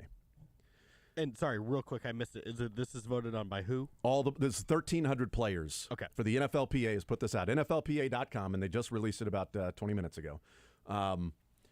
This is a survey they have done, 1,300 players that only return the survey based on their 2022 employer. So if you're Juju Smith-Schuster, it has nothing to do with Pittsburgh if you return the survey. It's only about the Chiefs. Training room. The Chiefs come in with a D+ for the training room. Training staff. The Chiefs are dead last. The D-. It's really wild. There are 3 teams that received a grade below B. Chargers C-, who punctured their quarterback's lung. Commanders with a D, and the Kansas City Chiefs D-. We spent a couple 3 weeks talking about the training staff and glowing reviews and people discussing it. But that is clearly not the opinion of the players that returned the survey who were specifically on the Chiefs this year. This is not a historically what they've done, like the Justin Houston issue comes in. Why is Tamba Hali dealing with this? Eric Berry's day-to-day. All of those things that we might have discussed about a training staff in the past or things like that. I mean, people were effusive in their praise, going out of their way talking about the training staff this year for Travis Kelce's back, Patrick Mahomes' ankle. D-. Now, it does not say how many players return surveys for specific teams. Yeah. So there might have been 2 players on the Chiefs that returned a survey. But 1,300 players is a lot. That's a lot of players. And it's 1,300 who provided information to share with one another about their current club. That's the quote from NFLPA. Not 30. They didn't send out 1,300 cards. They got 1,300 back. Yes, that's right. That's exactly right, yes. And that's an important distinction. They didn't just reach out to 1,300 players. They got 1,300 responses. And the Chiefs were dead last at D- with the training staff, and they got a D+ with their training room. Locker room, the Chiefs have a D-. That tracks. Because we talked about it when they did the renovations, it was like, hey, the Chiefs now have a locker room that's close to SEC college locker rooms. Yeah, close. Because you're talking about big-time players. Did you see from big-time colleges? The art for the upcoming KU renovations? It's ridiculous. But you're talking about big-time players from big-time colleges heading into the NFL and going, oh, this is a pro locker room? Well, listen, they had that money to spend on locker rooms because they weren't paying their players. Exactly. That's exactly how that works. Right. But the Commanders with an F-. Cardinals an F. That makes sense. That also makes a lot of sense. Chiefs D-, Chargers that money D-. went to the private jet. Yes. And but not for the players. Wait till the next category. That's right. And the Jags D-. Travel. The Chiefs come in with a grade of scrolling. It's really F. low, Jason. Yeah. F. Commanders are F-. Chiefs are F, tied with the Bucks, Titans, and Colts that all received an F for travel. There's some unhappy campers with the Chiefs. Whoever returned the surveys, I mean, we talk about organizational. We talk about top to bottom, putting players in position to succeed, drafting, developing, coaching, game planning, scheming, all of that stuff, developing. That's all viewed as like high end. Brett Veach and his staff, Clark Hunt, ownership, top to bottom, Andy Reid, coaching staff. But according to the players, there's a lot of things that the Chiefs are falling short of. Now, the other nuances to this, they would be, if you've got a player for the Chiefs that has only played for the Chiefs, how in the hell would he be able to compare that to what the Miami Dolphins do? You know what I mean?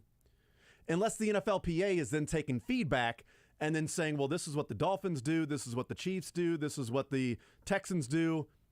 Well, if we're looking at how all of these clubs are doing things in these specific categories, this seems like the best over here. That's an A. And as we go through and look and compare of all of the feedback, well, these teams are really lacking from the feedback that we're getting from these players. When we talk about attracting free agents in the offseason, you want to win a ring, certainly. That's part of it. You absolutely want to win a ring. So discounted deal or whatever it might be, all those different conversations around that. But quality of life and the organization overall does matter. Yeah. With all of those things. And if the Chiefs are finishing with a D in training room and training staff, and an F in travel and locker room, and middle of the pack to lower in treatment of families, which, by the way, that seems odd because one of the biggest criticisms of Patrick Mahomes is his family and being there in suites and things like that. But I don't know what the treatment is behind the scenes. We saw where they sat Jordan Love's mom. So is that treatment of their own families or other teams' families? I don't know. That's a Jordan Love issue. Where are the Packers in treatment of families? I'm wondering the same thing. Packers are 6th. Packers are the 6th best team in treatment of families. If I can just go left to right here so everyone can hear all the Chiefs grades in one chunk here. Thank you. It's treatment of families B, nutrition D+, weight room C+, strength staff A-, training room D+, training staff D-, locker room D-, travel F. That is not a report card you want to take home to Clark. And actually, in this case, it's really his report card. This would be Clark taking home the point guard to the report guard to the players. You're right. That is true. Do you know? Also, 1,300 divided by 32 is about 40. So the odds of this being 5 Chiefs players is outrageously low. They got pretty good return on these cards. Do we know who happened to have the highest grades overall throughout all the? I was hoping they would give a final, like a GPA. We need a GPA. They did not give a GPA. But let me tell you, know who looks great? The Texans. I'll tell you. How does that make you feel? Looking across the board too, the Cowboys, A+, A+, B, that also makes A-, sense. Raiders, A+, C-. Yeah, that makes sense. And Raiders, Texans, and Cowboys don't really make sense, but I mean the Cowboys kind of do. But I heard the Bills pop up there a bunch of times. How about this? Well. Listen to Vikings. A-, A-, A+, A+. Boy, the Vikings have some really happy players in the organization, or just had a regime change too. Or they were lording over their shoulders while everybody filled out the cards. That's true. Is I guess there's a couple different ways you get some noise from really? this. Is that what you think of us? No, I don't. Maybe try to do that again. You know what? I'm going to give this card back to you. Try again. Let's do you know what? That was a nice rough draft. The Dolphins rip it up and start over. Dolphins have A's and A's pluses everywhere across the board except for treatment of families. I don't know. That's like tickets and stuff, but like a lot of A's there. It's not a great look, and some of this is subjective, right? It's not a great look when you're comparison with the Commanders. Yeah. No, it's horrendous in GPA. The way that it sorted automatically when I opened it up was by the travel column, I think. Yeah, that was odd. It puts the Chiefs. It's just the last one, I guess. By the way, I don't know the coding on this website; it's not great. Nope. But the that just puts the Chiefs there at third to last because it ties them there with the rest of the Fs in the travel column. Stuff like locker room. And I've also, many times, both of us have been in the Chiefs practice locker rooms. That place is cramped. That is not a college locker room where everybody has their own chair. And there are big locker rooms. There are a lot of guys in there, too. Not college football locker rooms. But like I have seen dudes, like laying with their head on their locker, playing their Nintendo Switch like at like chest level, just laying on the ground, right? And you've seen college players laying on a bed in a lazy boy, literally to pull out bed. But some of that stuff, locker room, training room is kind of interesting. Weight room is strange because those are all like performance-based things that you would typically think that you would want to just have the best you could if you were Clark Hunt. But the ones that really jump out to me. There's no reason for an NFL football team to get a D+ grade on nutrition. That's crazy. Like I have been working under the assumption, and I don't know, there've been a couple of times when I've seen like some of their indoor. I don't know. I've been under the assumption that at pretty much any point, any member of the Chiefs could open their phone and text someone and 15 minutes later have a bowl of whatever food they want at that moment in time, or that they would have a nutrition plan laid out for them by team staff. And if you're just walking by and you're grabbing a granola bar to and from practice because that's all you got in the wicker basket, I'm going pretty specific there because that was my college newspaper office setup that I paid for. That's yeah. You don't have to bring your own Cliff Bar from home. That's really strange. And again, the training staff being graded so lowly is maybe the most interesting one because we have talked about a few of the people that came up with the plans and then earned the praise from Mahomes and Travis Kelce. One thing that I would be curious about is just that when you've got an average of 40 players per team responding on these, the superstars might not be responding at all. And if they do, they're going to be outvoted by bottom and middle of the roster guys. So there might be some journeymen on this roster or guys who have just even been in Kansas City around the middle who don't feel like they got the same treatment or level of success they got at other places. We're flying pretty foggy here, but it's really interesting and not great for the Chiefs' name to, again, like you said, be a peer with the Commanders on much of anything. This is how it was graded. The questions called for both quantitative and qualitative answers. For example, quote, grade your weight room with 1 reflecting best rating, 5 reflecting lowest rating, and quote, what would you change about your weight room? The numerical ratings for each subcategory of questions were tallied and averaged. Said the questionnaire also sought to elicit the opinions of players on some issues that have a direct impact on the quality of life for NFL players. The qualitative responses, they are subjective, were reviewed and evaluated by the union, and they factored that into the overall rating, which was intended to reflect the players' opinions and then a letter grade. So grading 1 to 5. 1 being the best, 5 being the worst. And that's what they got. Now, I am not seeing anything here at this particular website that has some of the details that that we discussed with Jonathan Jones at CBS that talked about the Bengals, for instance. Their cafeteria is closed on off days, but players on off days still go there, work out, film study, but they can't eat there, which apparently is not normal. The cafeteria would be open every day. That's something that was brought up. Is this the first time we've seen a report card like this? I've never seen one like this before. I also have it, but I mean, it's only been 20 minutes or whatever, but this seems like something that could be enormous if given proper attention. I would be really curious just to get this, and this is me kind of like, couching the couching of all of this, but I would be, I see here, the NFLPA tweet actually announcing this has a little context. I'll give you that in a second. But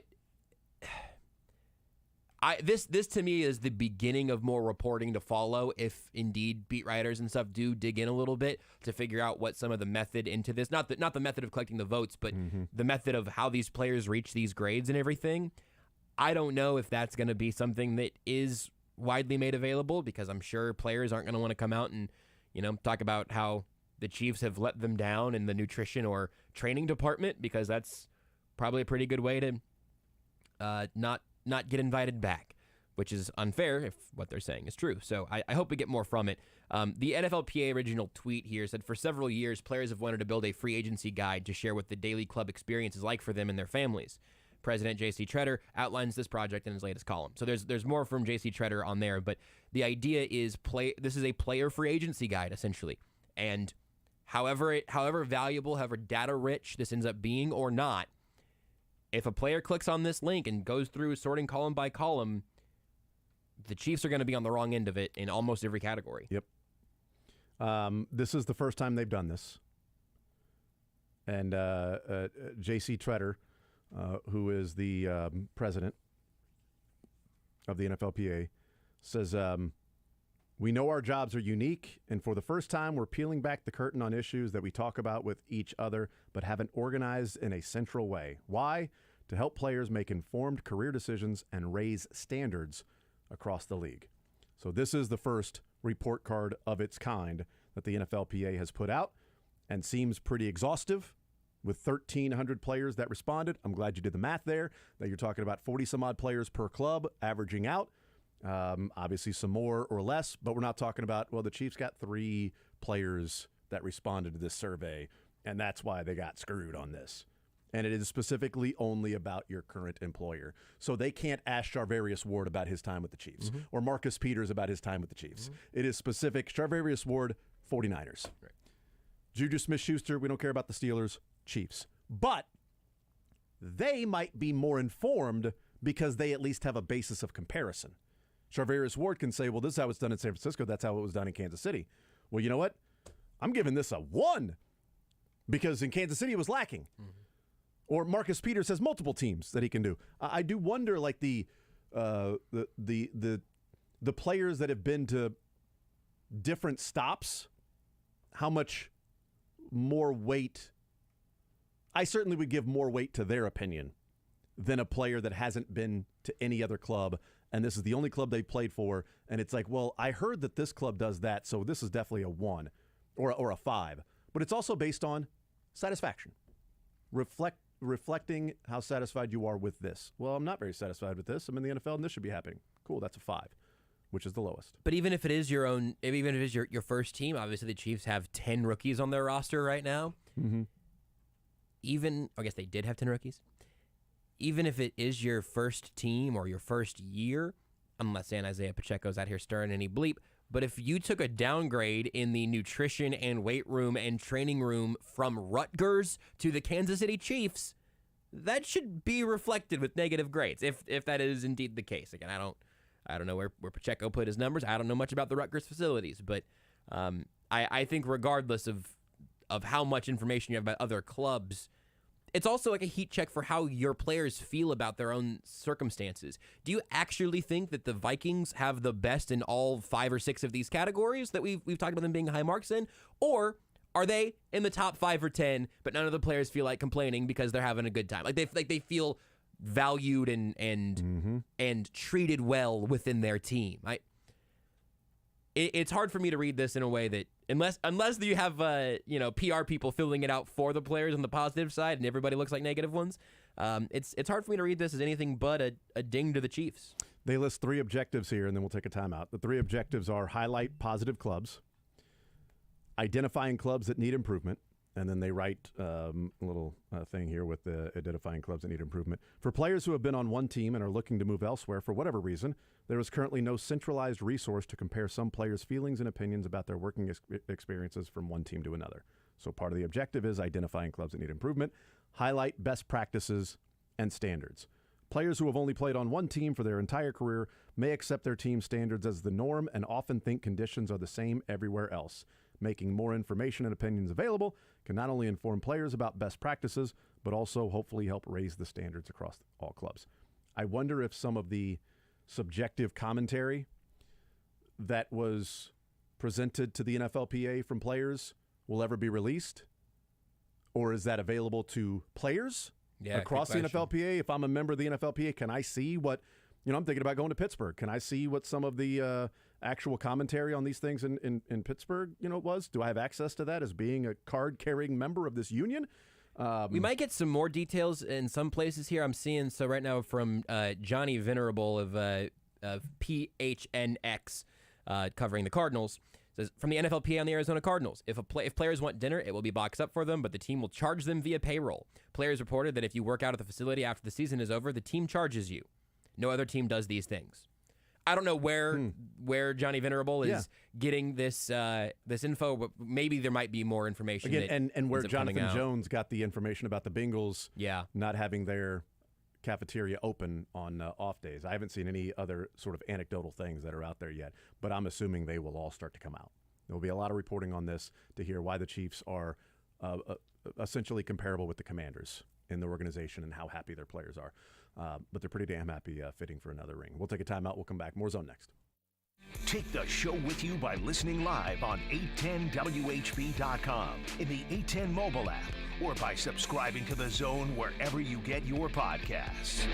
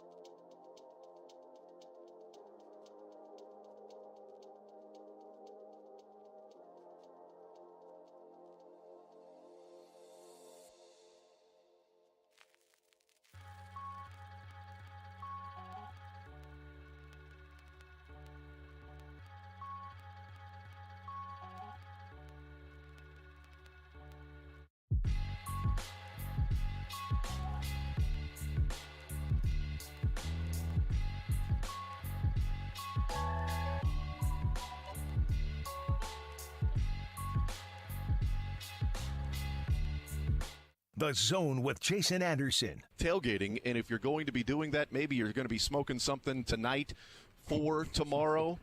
Wow, talking about some meat there, Josh, some beef. What you were talking about. You can smoke something tonight if you want to. Smoke while you smoke. Do whatever you want to do. I don't know. Live and let live, man. It's your world. Weekdays from 10 to 2 on Sports Radio 810 WHB. All right, so you can go to NFLPA.com and click on the individual teams, and it comes up with the report of all of those teams and some little blurbs about that. We mentioned the training staff getting a D- for the Chiefs in this NFLPA survey. Says responses to the survey called for things like a more welcoming environment. With the lowest rating and concerning qualitative responses, we learned that players' key concerns are with head trainer Rick Burkholder, not the rest of the training staff, which is generally well-liked. Player respondents expressed beliefs, opinions that they feel discouraged from reporting injuries. They do not feel they get the level of personal care that they should. They fear retribution for speaking up for better care. That's all at NFLPA.com. 1,300 players surveyed. 32 out of 32 there in that category in particular, training staff. Yeah. Coming up tonight at 6 o'clock, Garrett Dieter, Anthony Sherman with Marco Marquez. Be interesting to ask them about some of the things that took place in the Chiefs facility. Swim Petro coming up next. Hey,